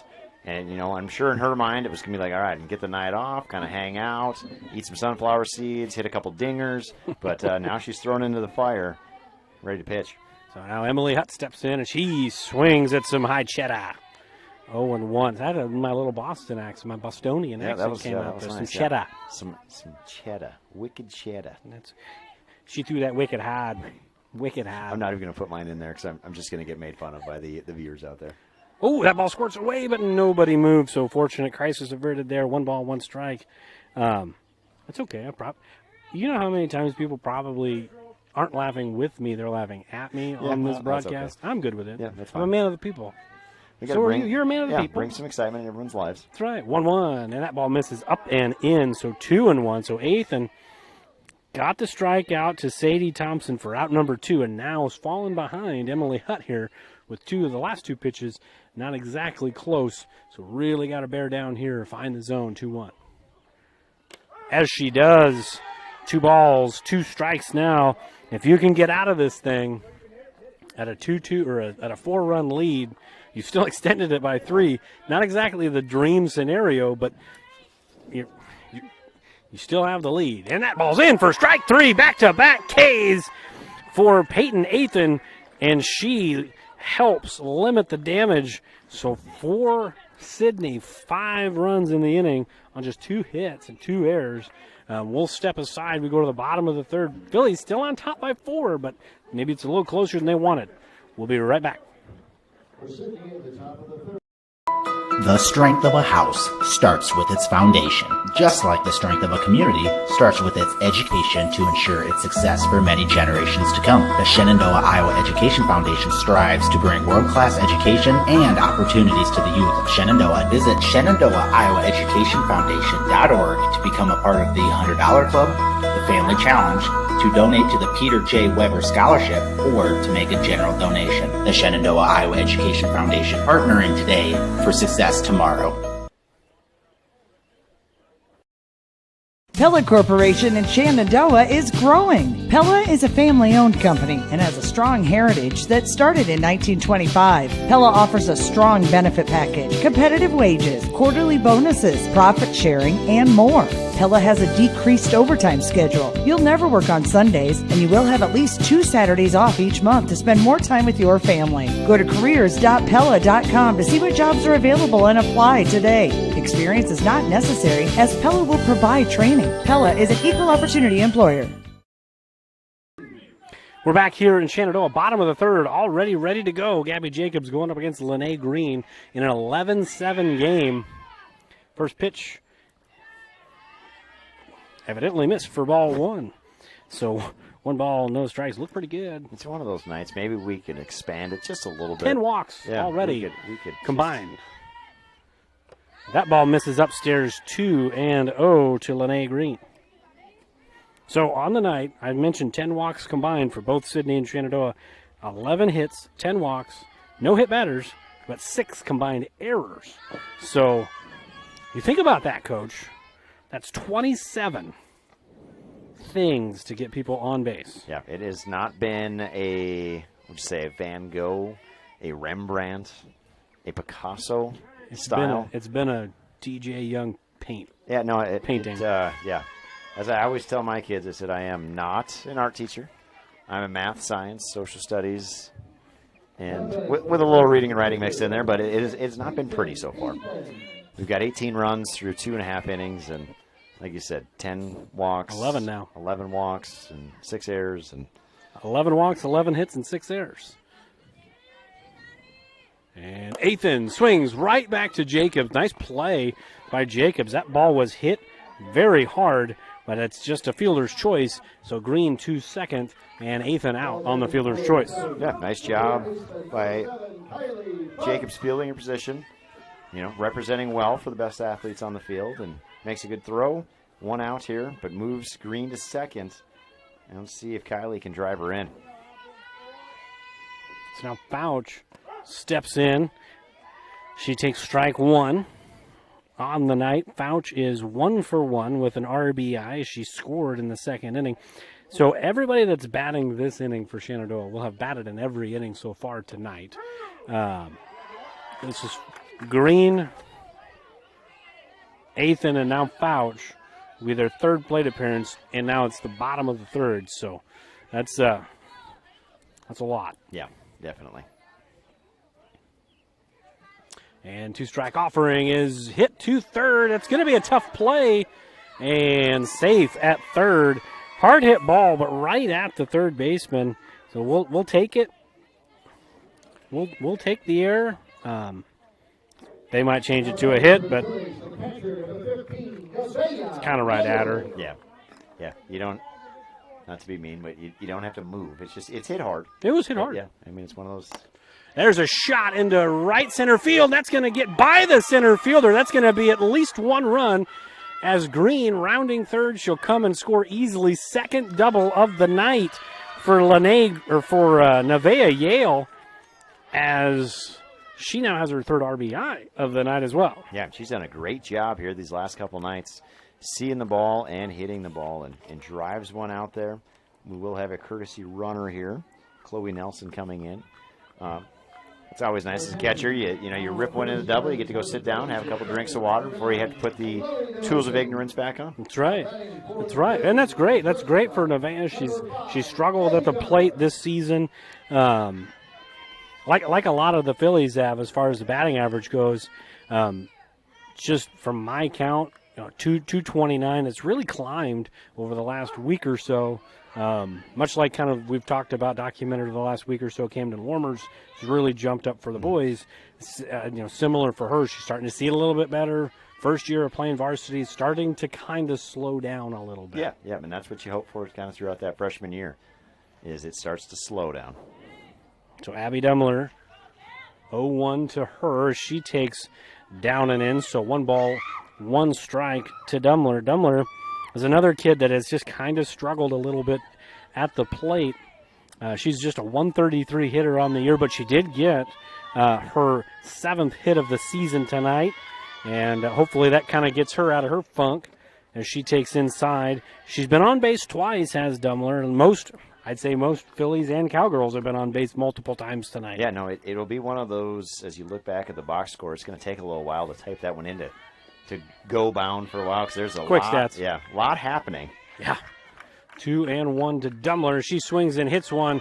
Nice play by the third baseman. She makes the play, and that'll be a fielder's choice RBI. We'll give it a 5-3 put out, and it's a productive out. Yeah, you don't ever like getting out, but if you're going to get out, make a productive out. And she did. She did exactly that, put it in play. Really nice job there, bouncing back on that one. And good strong throw, but Dumler putting it in play. Now it'll be interesting here. Jones has hit it hard twice tonight. Yes, hit it hard twice. No hit to show for it. Reached on a fielder's choice for last time. Drove in a run. And then she also lined out to the third baseman her first at-bat. So see if she can find a hole out there and attack on the extra point.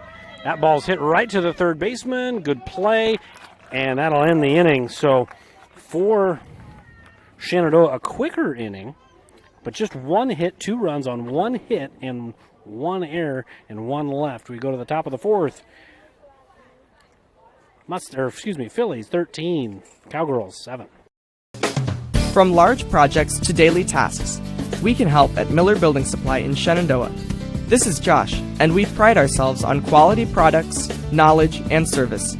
We're always available for advice on the projects that take years to design or the issues that need fixed in a hurry. And we offer free estimates on anything and everything you need to complete both. When you have a demand, we offer the supply. Miller Building Supply in Shenandoah. This is Kane with Gowing Plumbing. Gowing Plumbing is the name to remember for 24-hour service. That includes after hours and weekends, because that is when problems usually occur. We're located in Shenandoah, but we also serve the surrounding communities. That's the way it's been done for more than 70 years. And we work on boiler heat, so call fully licensed Gowing Plumbing any time of day or night. 246-1803 or after hours at 712-310-9248. We're back here in Shenandoah, top of the fourth. The Phillies, touchdown, extra point, touchdown, missed the extra point. So they got 13. Phillies, 2 touchdowns. Cowgirls just the 1 touchdown, but they made the extra point. So 13-7 is the score as we go to the top of the fourth. We're going to put that blame on Seth Swickel then. We're going to have to give him a talking to, not converting that extra point on that one. Well, he can't kick for the girls' team, just for the boys' team. So I don't know who's kicking their extra points. Maybe they went for 2. As that ball swung on and missed, really some high cheddar. And Mia Foster could not catch up. So it's 1 ball, 1 strike from Peyton Nathan. And Nathan done a really good job coming in here. That ball's popped right up the elevator shaft, but it is going to just get on the other side of the backstop. That was another one the folks at home can use. The elevator shaft. Yeah, it is, yeah. Straight up. Straight up. Now, were you talented at hitting that in pregame warm-ups? Now, no. But probably 10 years ago, back in the heyday, yeah. Yes. Ball popped up to Green. She made the play, never a doubt. Kent Korn, F3 in your programs or F3 in your books, and that's 1 out. Good quick out. Yeah, I always kind of felt like you got to be one of those guys that didn't throw it, right? Yet you had to try. Yeah, oh yeah. Yeah, but it took some practice. Oh, it did. It was one of those. It took a couple of years for me to develop the confidence to do it, and I'll never forget the first time I did it. I mean, I hit a majestic, towering one, and then my catcher dropped it. And I said, from then on, I just looked at him and said, I'll give you 1. But from then on, I'm just going to throw it. And another swing and a miss on a very, very good pitch from Ethan. She's stepped in, like you had mentioned, Coach, and she's kind of just settled the troops down a little. Back-to-back Ks to end the last inning, leave the bases loaded. Gets a pop-up, and now 1 and 2 to Annika Hayes. And it was a quicker inning for Shenandoah in the bottom half of the third. Still scored a couple of runs, but it'd be really nice to get that kind of quick inning and get some mojo going. And knock on wood here, but this game actually has some rhythm to it now. Everybody's a little bit more into the game. No one's, falling asleep during the innings with all the walks. So it's been fun to see the last inning and a half where, players are excited. They're swinging. They're putting the ball in play. Things are happening again. 1-2 just missing outside. I don't even know if this would fix it, but I think if you don't turn the glove over, if you turn it sideways, bring that. you make the glove wider instead of, I don't know, maybe not. Doesn't matter, because that's a called strike 3, and that's the third K for Ethan in 1 1/3 innings of relief. And now Madison Hensley steps in, trying to get something going with 2 outs as Ethan has kind of calmed the storm here so far. No, it's been good. And there it is, just straight fire right into Nevaeh Yale's glove, and it's 0-1. It's on a string right now, Coach. Yeah. No, and that's what, there's no reason to bring anything other than that. Is that she has been, the Sidney Matters have been well behind it. So just throw it again and again and again. There's no reason to mix it up if they're that far behind it. Just keep throwing gas. So it's a 1-1 count. As out last pitch just missed inside. That misses inside and low as well. So Hensley up in the count here, 2 balls and a strike. No need to panic. Ethan's been around the zone. A couple of pitches in the last inning they were a little high, but she's been dancing around it. So make it look hittable and blow it by them, and there you go, right there. Yeah. No, that's a great pitch right there. Down 2-1 in the count. Just a challenge you fastball, and Hensley didn't want much of that one on there. So I would, again, up 2-2, throw it in the exact same spot. 2-2. Swung on, and that's chopped slowly to third. Throw from third in time. 5-3 put out a 1-2-3 inning for the Cowgirls. We go to the bottom of the 4th. No runs, no hits, no errors. Phillies up by 6. Heritage Bank is proud to be a locally owned community bank. We have been committed to our community and meeting the financial needs of our customers since 1873. We are confident that our knowledgeable staff can help you make informed decisions about your financial needs no matter how big or small. Let us show you how rewarding a relationship with First Heritage Bank can be. Stop in at one of our 2 locations, or you can find out more information at www.fhbshen.com. First Heritage Bank is a proud supporter of Shenandoah High School athletics. Go Shen, member FDIC. Every inch of your body puts pressure on one place, your feet. So give your feet everything they could ask for by walking in to Brown Shoe Fit Shenandoah. Shoes for every occasion, boots for any situation, and above all, the right fit for you. After all, Brown Shoe Fit has been fitting feet for over 100 years. The only downside, so many shoes to choose from and only 2 feet. Great service, great selection, a great fit every time at Brown Shoe Fit, downtown Shenandoah. We are back here in Shenandoah. Bottom of the 4th, 9-1-2. Cassidy Stevens, Caroline Rogers, and Jenna Burdorf. Cassidy Stevens is 0 for 1. She did drive in a run on a fielder's choice, her last at-bat back in the 2nd inning. And then Caroline Rogers will come up. She's 2 for 3. And I don't really know who's batting for Jenna. Maybe Jenna's still batting? She's now I don't know. I don't really know what's going on. Maybe Jenna turns into the designated player? I don't know. I'm not assuming anything. Not going to make any guesses because I will be wrong. Well, I feel like she's getting her hitting gear on, so I'm assuming they just switched it was a straight switch, pitcher to designated player. I mean, that's my assumption. So then okay. All right, interesting. I don't know. I didn't know you could do that. Well, so I got to do a better job reading the rules and fine art of coaching stuff. I just find it's better to not know the rules and just wonder. Just kind of, yeah. And just make stuff up as you go. Just get my real life reaction here. That ball is nubbed foul. So 1 ball and 2 strikes. And again, same thing with Ethan throwing strikes for Shenandoah. Gabby Jacobs has come in. She's doing the same thing. Shenandoah is just hitting a little bit, but she's throwing strikes. She's not really walking that many. She's been around the zone, and, some of the hits you're going to live with. And that ball's fielded by Jacobs. Boy, you just got to stop hitting it to her. Yeah, no. She's about the only one that seems to be batting 1,000 out there in the field. No, she's been fantastic on the mound, pitching, fielding her spots. And so you could just push that a little bit left, a little bit right. You probably got yourself a hit. Well, she's got 4 assists already tonight. No, that's well done. Mm-hmm. It's 2 more than anybody else. Yeah. She's right on that one. I heard that. The recoil, sorry, I was oofing on the recoil. You can hear that. As Caroline went all the way around. She might have a bruise there tomorrow. So 0-1 to Caroline Rogers with one out here in the bottom of the fourth. 13-7 the score. And that ball's in for strike two. So Gabby Jacobs not playing around here either.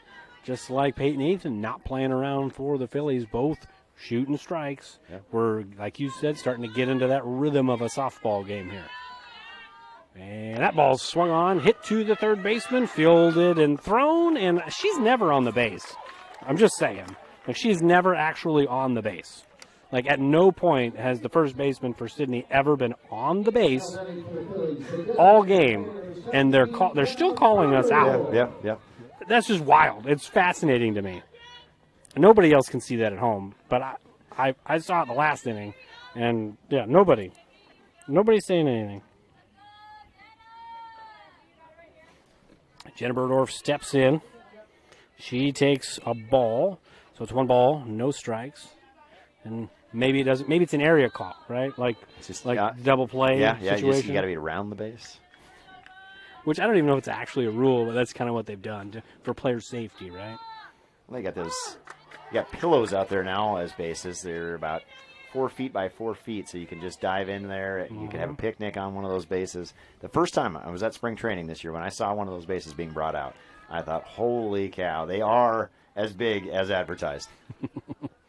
1-1 pitch missing upstairs, so 2 balls and 1 strike to Burdorf. As I mentioned, Burdorf, a couple RBI on the night. She's 1 for 3 so far. Couple RBI. See if she can start a rally here with 2 outs here for Shenandoah. That ball fouled off into the dugout. So 2 balls, 2 strikes, 2 outs. Bottom of the fourth. With Lene Green on deck. If she can get on, there's always that opportunity to put up at least something to extend. Yep. Get in that heart of the order. 2-2 pitch from Jacobs is down and away. So we're all full. Action pitch coming up here from Jacobs to Burdorf.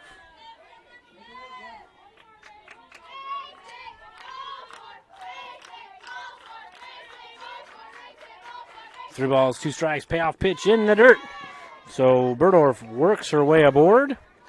So you got runner at first now for Lene Green. And Green has had a good night. She's reached base all 3 times. No official hit tonight. Walked twice, and then a fielding error by the shortstop. But she scored a run all 3 times, all 3 plate appearances. But officially 0 for 1. Officially. Burdorf not on the move. Throw in the dirt, missing low. Now Burdorf goes. A delayed steal. Smart, like it. So that will go down as a stolen base for Burdorf. And thank you to Quick Stats. They're going to get so mad at us because now Burdorf has her 10th steal of the season in double digits. Second Philly in double figures in stolen bases here this year. And the count is 1-1 to Lene Green. Yeah, and the way this game has gone so far, even with 2 outs, I've had a lot of 2-out rallies, so this inning's not done yet for the Phillies. No lead is safe. No, it's going to be one of those until the last out is recorded. Either way, I don't think either coach is going to feel real comfortable the way things have gone. If you just put a 4-piece on the board, like between now and the end of next inning, you feel great. Yeah. But if you don't, you just got to keep tacking on. As now it's 3 balls and a strike to Lene Green, and in the driver's seat with Peyton Ethan on deck, who's been hitting the ball very hard. And then don't look now, Kylie Fouch and Nevaeh Yale, who've both been hitting the ball well last night and tonight. So a lot of damage potentially. Green, you just can't hit it to Jacobs. No, She's Jacobs just making plays. Fantastic. Great job by Gabby Jacobs. Her 6th assist of the night. 5th? 6th. Who knows? We'll talk about it when we come back. No runs on no hits. Still up by 6. We'll be back in about 45 seconds. It's always been my dream to own a locker. You like school that much, huh? Actually, no, my own meat locker. I'm processing. So, what do you think? Well, if that's your it, Let's make it happen. At this very moment, a board-certified general surgeon will be leading her team in the removal of her patient's gallbladder. In this newly remodeled surgical suite, she'll use the latest technology and small laparoscopic incisions for a quicker recovery time. In a couple of weeks, the patient will have a pain-free and normal life again. These are the things that happen here every day. The new surgical center at Shenandoah Medical Center. Your health is our mission. We're back here in Shenandoah. We've had 20 runs scored in the first 4 innings and a lot of base runners, nearly 30 in the first 4 innings. But last inning, just 1 base runner, Coach, and just 7 people came to the plate. It's kind of nice. The first 2.5 innings there, it seemed like it took about 2.5 hours there.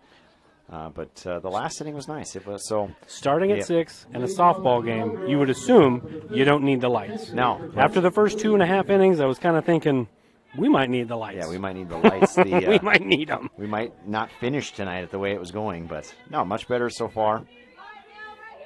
So now Lily Peters steps in against Ethan. She hits a shot to short. Nice play by Abby Dumler. Really good play, a one-hop rocket, and Dumler just says, look what I found, makes a play. Great job there by Dumler. You know, she reached down, grabbed that one, but then makes a great throw, strong throw over, not in the dirt, not up high. Did a good job collecting herself, making a good, strong throw, and that's what you want, Ethan. On the mound, you throw 1 pitch, you get 1 out. That's right. And so hopefully keep this momentum. You go score 4, we can go home. We got a new batter in for Crominga, and I don't have the number. Take a practice swing, young lady, so I can see the number on the back of your... There you go. Alyssa Melvin. Come again? Alyssa Melvin? So Alyssa Melvin will come in to bat for Crominga. Crominga's had a couple of good plate appearances, but Melvin getting an opportunity here in the 5th inning with 1 out. And we'll see if she can get something going and turn the lineup over. First pitch in for strike 1. Yeah, welcome to the game. Yeah, nice job there by Ethan. Not going to fool around and show her anything. Just she's going to bring some heat right at her. 0-1 to Melvin is downstairs. 1 ball, 1 strike. On the night, just kind of a game recap. Sidney, 7 runs on 4 hits. They have 3 errors in the field. Shenandoah, 13 runs on 8 hits, and they have 4 errors in the field. So similar box scores based upon runs via hits and errors. Yeah. Very similar. We've doubled the runs, we've doubled their hits, but very similar in the errors. And we're outscoring our hits right now, both sides. As that's 3 straight balls. And Melvin, maybe that's why you bring her in. Got a good eye. Yeah, got those eagle eyes. Maybe just got checked out for for her yearly appointment. She looking for that 20/20 vision. She's done a nice job so far. 3-1, and that one is a strike. So no free pass just yet. Melvin's looking back at the umpire like, what now? Yeah, no. So one of those. She's going to get rung up here. Yeah, she has not taken the bat off her shoulder yet. You just got up here. You're going to get rung up. And there you go. You don't do that. It's just whether it was a strike, it was a strike. But whether it was or it wasn't, softball, baseball, karma, you don't do that because you're going to get rung up. Yeah, no. And I always told kids, I said, if you're going to make a scene, I said, you better look for a strike zone that's about 4 feet wide and about 7 feet tall. Because I said, you have earned that if you're going to try to show them up. So Gabby, it was a strike, though. Yeah. Gabby Jacobs will step in. That's upstairs and outside. 1 ball, no strikes. And Jacobs on the night, just 1 official at-bat. She's walked twice. And then she had a little bloop RBI single her last at-bat. And she'll foul one off and out of play.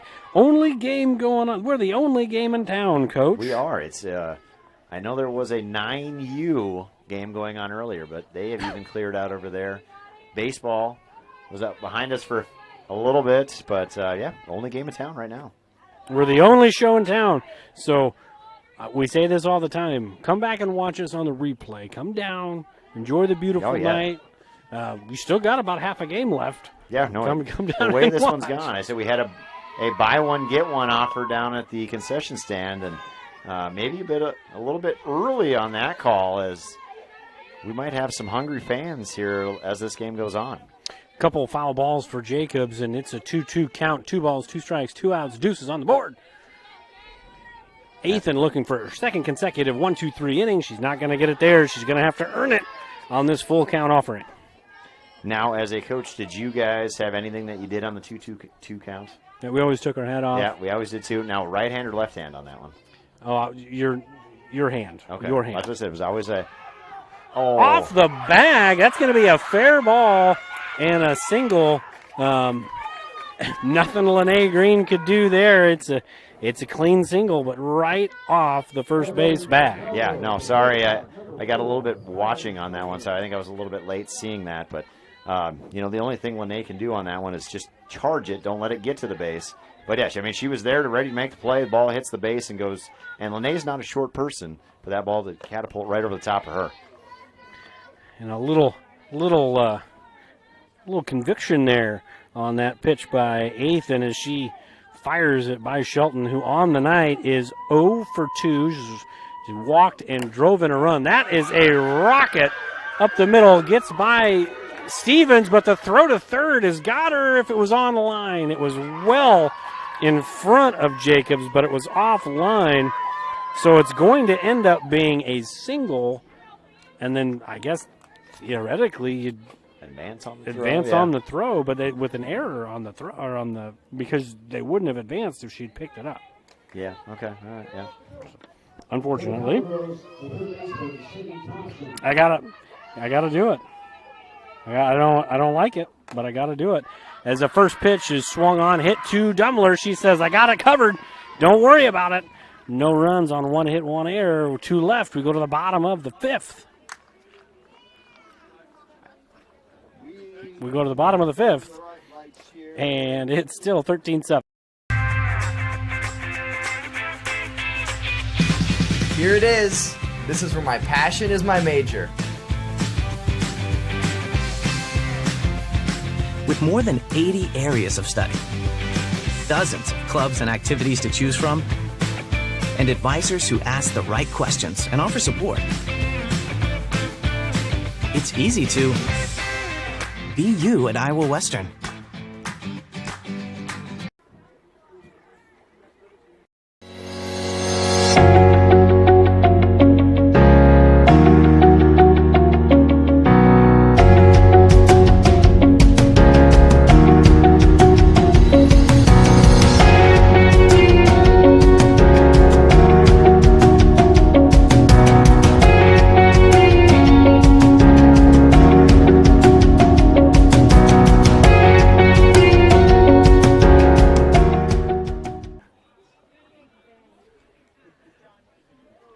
We're back here in Shenandoah, bottom of the 5th. Something new every day, Coach. We're just sitting here calling the game, and then the home plate umpire looks at all 5 of us up here and tells us to turn the lights on. Yeah, That's pretty great.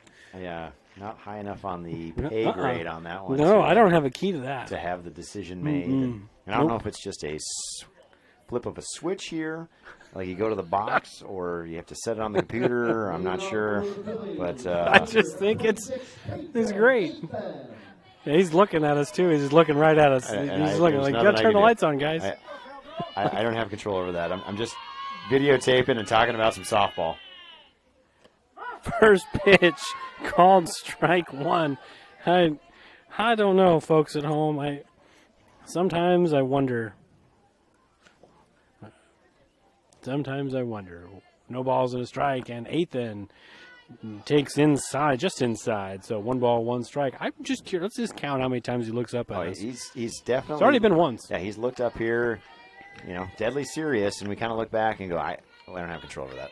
Sorry. That ball's laced into left field, and a nice catch. It was kind of one of those, if you don't catch it, it's going to rearrange your chicklets up there. She did a nice job running that one down in the outfield there. Hutt with a nice job. Now batting for the Phillies, the third baseman, number 7, Kylie Bunch. So Fouch will step in as the line out to Athan, or from Athan. Athan actually just got a warning for throwing her bat. Probably okay. a reaction to not having the lights on yet. Besides, she got a little angry. I started to see that pitch, but she stayed right on it. She did a good job. Also must have that good vision. So Fouch, 1 for 2. She has singled, driven in a run, scored twice, and she'll take downstairs. 1 ball, no strikes. I assume Mr. Weinreich's still here, right? I did send him a message to ask to put those on, please, but I do not have any control over that one. And that ball is in for a strike. So 1 ball, 1 strike to Kylie Fouch.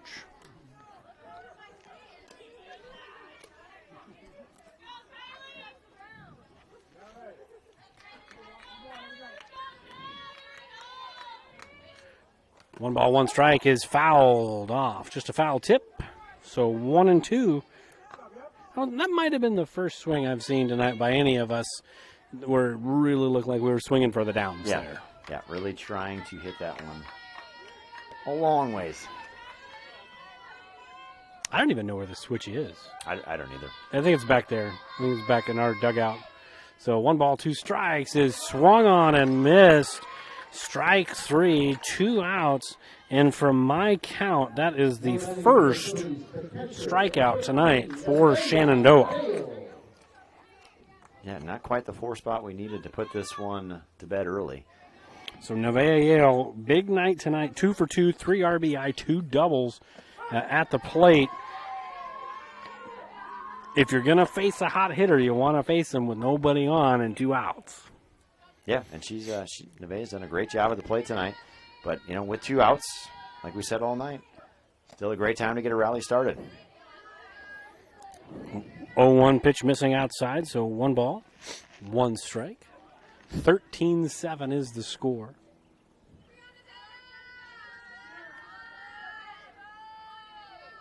And that pitch is popped straight up the elevator shaft and caught. Second time I've used that tonight. That'll end the inning. No runs, no hits, no errors. We go to the top of the 6th. 13-7.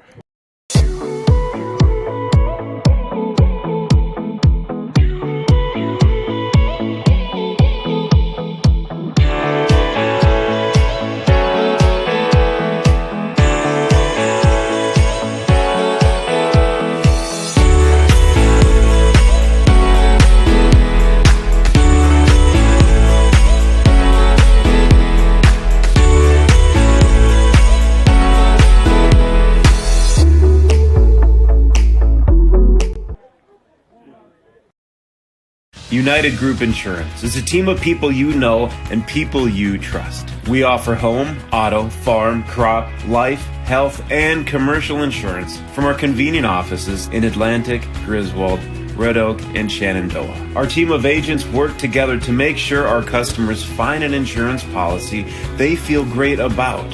We offer a variety of insurance carriers so you can choose what works for your coverage needs. Learn more at United Group INS. We're back here in Shenandoah, top of the 6th, our 55th delay of the night. We're not allowed to continue on until the lights get turned on. We got a stern talking to about that. We really did. Yeah, I gave a thumbs up, and apparently that was the wrong thing to do. That was the wrong thing to do. So next year, Fuller Digital Solutions, let us know where the switch is. I still don't know where it is. I don't either. I don't know. It's not one of those things. I'm not privy to that information. But if I could, I would. But I wouldn't. I don't know what I to still do. wouldn't. Yeah, well, after that reaction, I might not either. I'm a nice man. No, I might slowly walk myself over and maybe like. Well, then you're making everybody else wait. Yeah. Right? I will say I'm a little hungry though.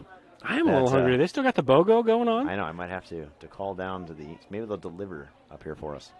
Oh, I see some lights getting there. Ooh. I can hear them actually. Yeah, you can hear the hum of the lights. It's one of those. They must not be the brand new ones because they still got a good little hum to them. Like, I legitimately see lights coming on, so we should be able to continue to play. And he's putting his mask on, so we're ready to rock and roll. I love the guy that shouldn't be the center of attention that tries to make himself the center of attention when it's about the kids. Yes, oh yes, always. Love that guy. Yep. Anyways, top of the 6th. Here we go. 4, 5, 6 due up for Sidney. That ball is in, for 0-1 count. Swing strike on that one. I didn't see it. Yeah, swing strike. So I was busy looking at the lights. I was writing a nasty note. Just a really harshly worded letter as that pitch misses up and in. Jeez.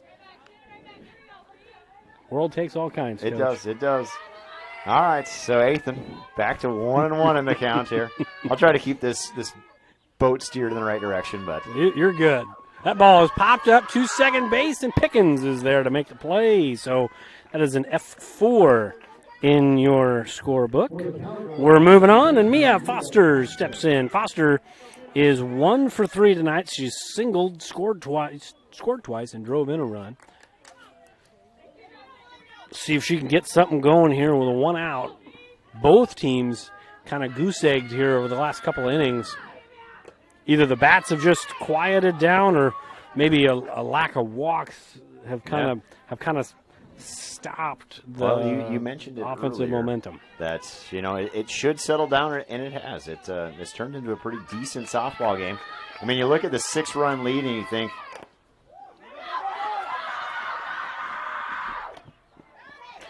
really good play there as it was off of the plate, which is a fair ball. Good job by Ethan to barehand it, and it kind of handcuffed Lene Green there. She kind of caught it off the heel, but it was bang play, but I think they got it right. Yeah, nice job there by the other umpire out there who hasn't given us dirty looks tonight. Maybe he has, but he's just been very quiet about it. So we'll brag on him a little bit. He was also the guy that was late. That is, it was quite the set of circumstances. So if you are wondering why we started late tonight. Well, he was here. He was actually prepared before the other guy who was here like an hour before the game. Yeah, so we had a miscommunication with the umpires, but one was sitting in his van, one was dressed but not at the right field. Oh, man. So we started with the flag ceremony to get everything started, and we've got softball going now. That's right. It's been wild. 1-1 count is popped foul, and it's now a 1-ball, 2-strike count to Annika Hayes, who on the night is 1 for 3. She doubled and scored back in the second. She reached on an air, drove in 2 in the third, and struck out back in the fourth. And that ball misses down and away. 2 balls, 2 strikes, 2 outs. 2-2-2, Coach. Sometimes you do this, too, with the two fingers on the... two-finger taps, yep. And, we did all sorts of things. We always shook when we were up, though. Right hand, hat, a little shake. And the 2-2 misses downstairs, so we are all full. We'll see if Ethan can win the battle and get us to the bottom half of the inning. And full count offering. Just missed.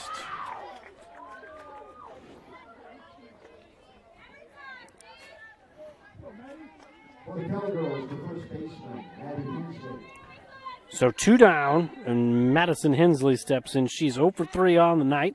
She's hit the ball all 3 times, just hasn't been able to reach base tonight. First pitch in for strike number 1.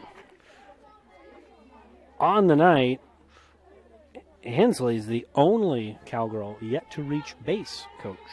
All 8 other cowgirls have reached base. That would have done it. That was. They said as the words were coming out of your mouth, she squared one up a little bit early on there, and thankfully foul, because that was going to be extra bases.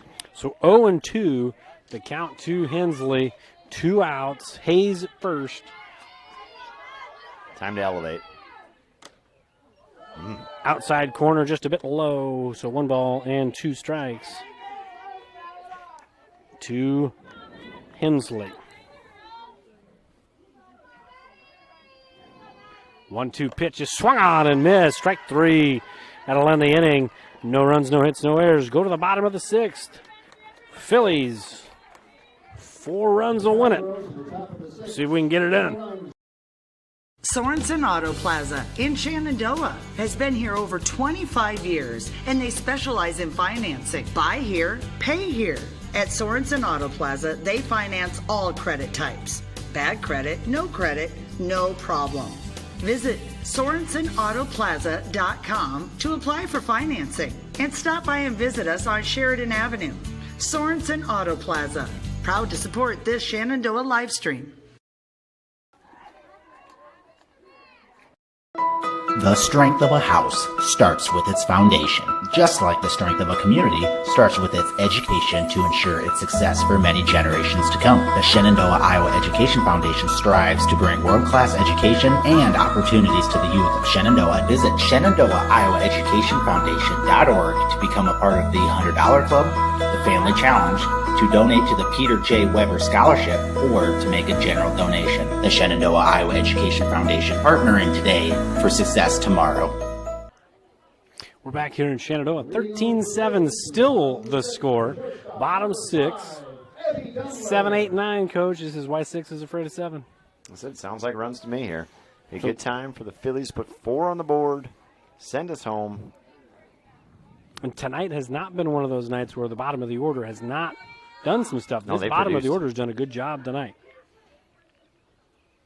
Dummler swings, first pitch, chopper to short, and she beat the throw. Good call. That's an infield single. Infield single for Dummler. It's a good start. Yeah, great job there by Dummler, hustling that one out.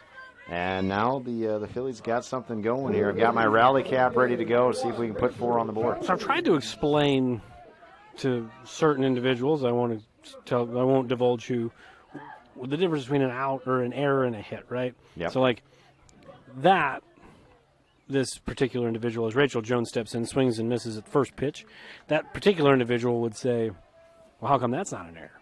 I said, well, she didn't do anything wrong. No. She fielded it cleanly, made a throw. Just the runner Abby just beat the throw. Yeah, the runner was faster. So that's a single. That's hard. I mean, it is hard. I get that. Listen, in baseball, softball, there are 2 types of sports. They said, it's just there's a lot of things that come down to judgment calls. But, usually if a play should be made and isn't, that's going to be your error. Yeah, if it was supposed to be like they should have made it. Dummler on the move to second. That ball squirts away. Dummler thought about going to third. She says, just kidding. And she'll reach second with a stolen base. It is a 1-2 count to Rachel Jones, but it is a clean steal for Abby Dummler with Jones in a 1-2 hole. I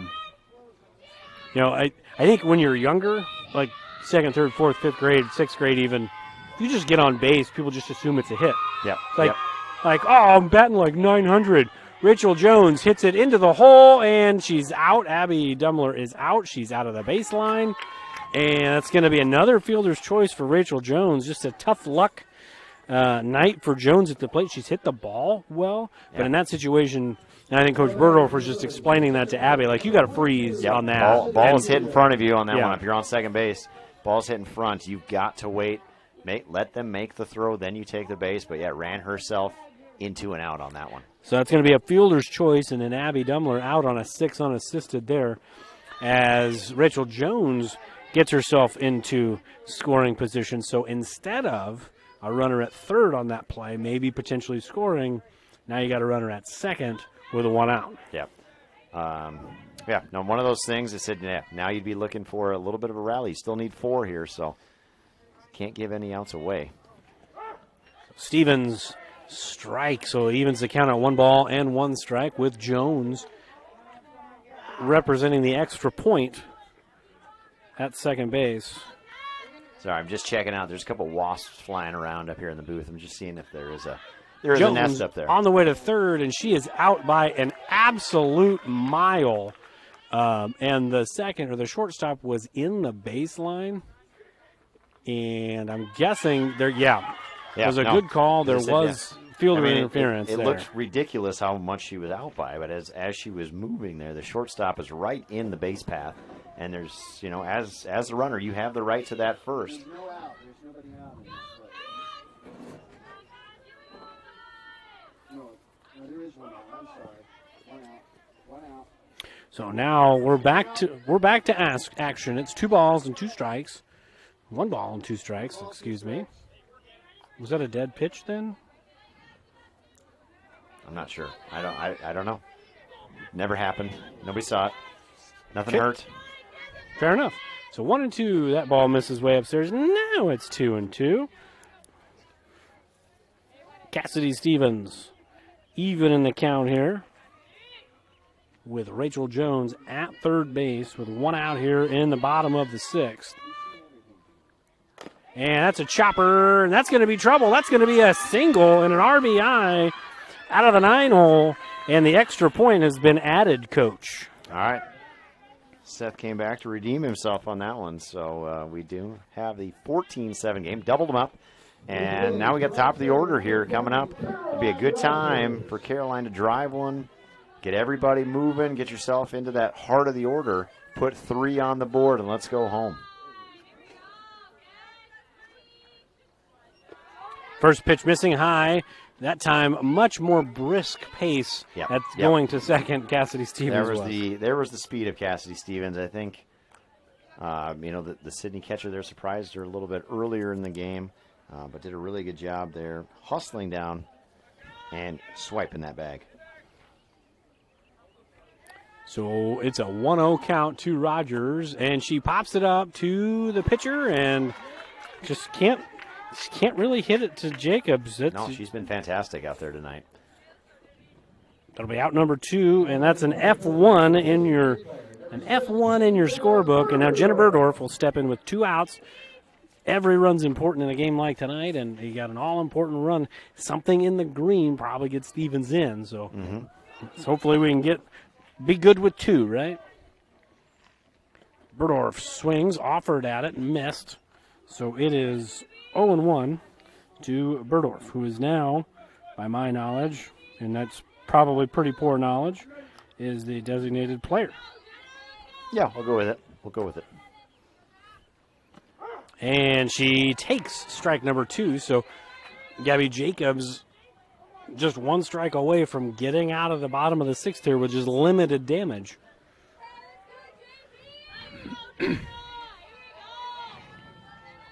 0-2 to Burdorf, and she offers at it and hits a BB right to the shortstop. Just a tough luck out for out number 3. So 1 run on 1 hit and 1 left, and it's a 7-run lead. We are going to the top of the 7th. 3 outs is all it takes for a Philly victory. We'll see if we can get it done. We'll be right back. Pella Corporation in Shenandoah is growing. Pella is a family-owned company and has a strong heritage that started in 1925. Pella offers a strong benefit package, competitive wages, quarterly bonuses, profit sharing, and more. Pella has a decreased overtime schedule. You'll never work on Sundays, and you will have at least 2 Saturdays off each month to spend more time with your family. Go to careers.pella.com to see what jobs are available and apply today. Experience is not necessary, as Pella will provide training. Pella is an equal opportunity employer. We are back here in Shenandoah, top 7. 2 touchdowns for Shenandoah, just 1 touchdown for Sidney. I kid, but it's 14-7, just worked out that way. Sidney's down by 7, but kind of the way the night's gone. It's settled in, but kind of the way the night's gone. 7 runs maybe isn't insurmountable. You got to really bear down and get these 3 out. No, it's and like we said a little bit earlier, I mentioned that I don't think either coach would be comfortable going in the way things have gone, but Athan's done a really nice job on the mound here the last couple innings settling in, but that would be big here. Just start throwing strikes and get going right away. So it is going to be 8-9 top of the order. Lily Peters, tough luck out her last time as she hit a absolute rocket 1-hopper to the glove side of Abby Dummler, who made a really nice play her last time up, but she's only 0 for 1. She's walked twice, and she nearly got hit by that pitch as that one skipped in kind of behind Peters. So 1 ball, 1 strike. I suppose if you're going to miss, don't make it look tempting. Yeah, right? no, she was just going to maybe change the eye level with that one a little Move bit. her feet a little, right? Yeah, get off my plate. Yeah. Brush her back. 1-1 is fouled straight back, so it's 1 ball and 2 strikes. Peters has not struck out yet tonight. She has walked twice, as I mentioned, and she has grounded out to the shortstop. So productive plate appearances for the number 8 hitter for Sidney. 1-2 is the strikeout that we were looking for, and one out quickly, and that's a strikeout looking, 6th strikeout of the night for Ethan. She's done a really, really good job in relief, and we've talked about that quite a bit since she got out of the bases loaded jam back in the 3rd inning. And she's gone, so 1, 2, 3 2/3. She's gone 4 innings now with 6 strikeouts and no runs. And by my count, just 1 hit allowed. And that was the 2 hits allowed, both from Gabby Jacobs. One bounced off the bag, one landed in the Bermuda Triangle. So no real hard hit ball anybody's reached base there. She's done a really good job. Yep. And 0-2 now to Melvin. Done a great job not messing around here. She is bringing speed and challenging hitters, and they have not been able to hit it yet. 0-2 is just outside. Probably was. As they say, it sounded like a strike. It did. Really did. Sounded good. Sounded good.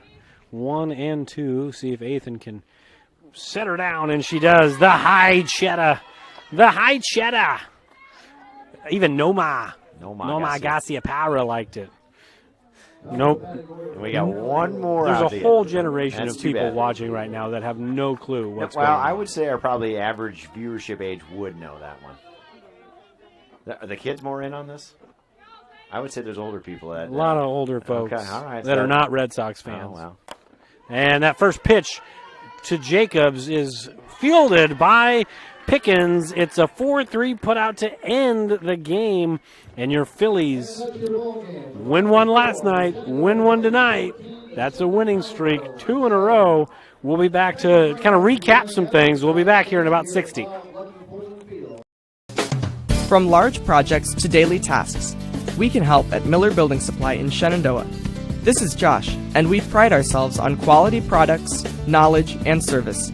We're always available for advice on the projects that take years to design or the issues that need fixed in a hurry. And we offer free estimates on anything and everything you need to complete both. When you have a demand, we offer the supply. Miller Building Supply in Shenandoah. This is Kane with Gowing Plumbing. Gowing Plumbing is the name to remember for 24-hour service. That includes after hours and weekends, because that is when problems usually occur. We're located in Shenandoah, but we also serve the surrounding communities.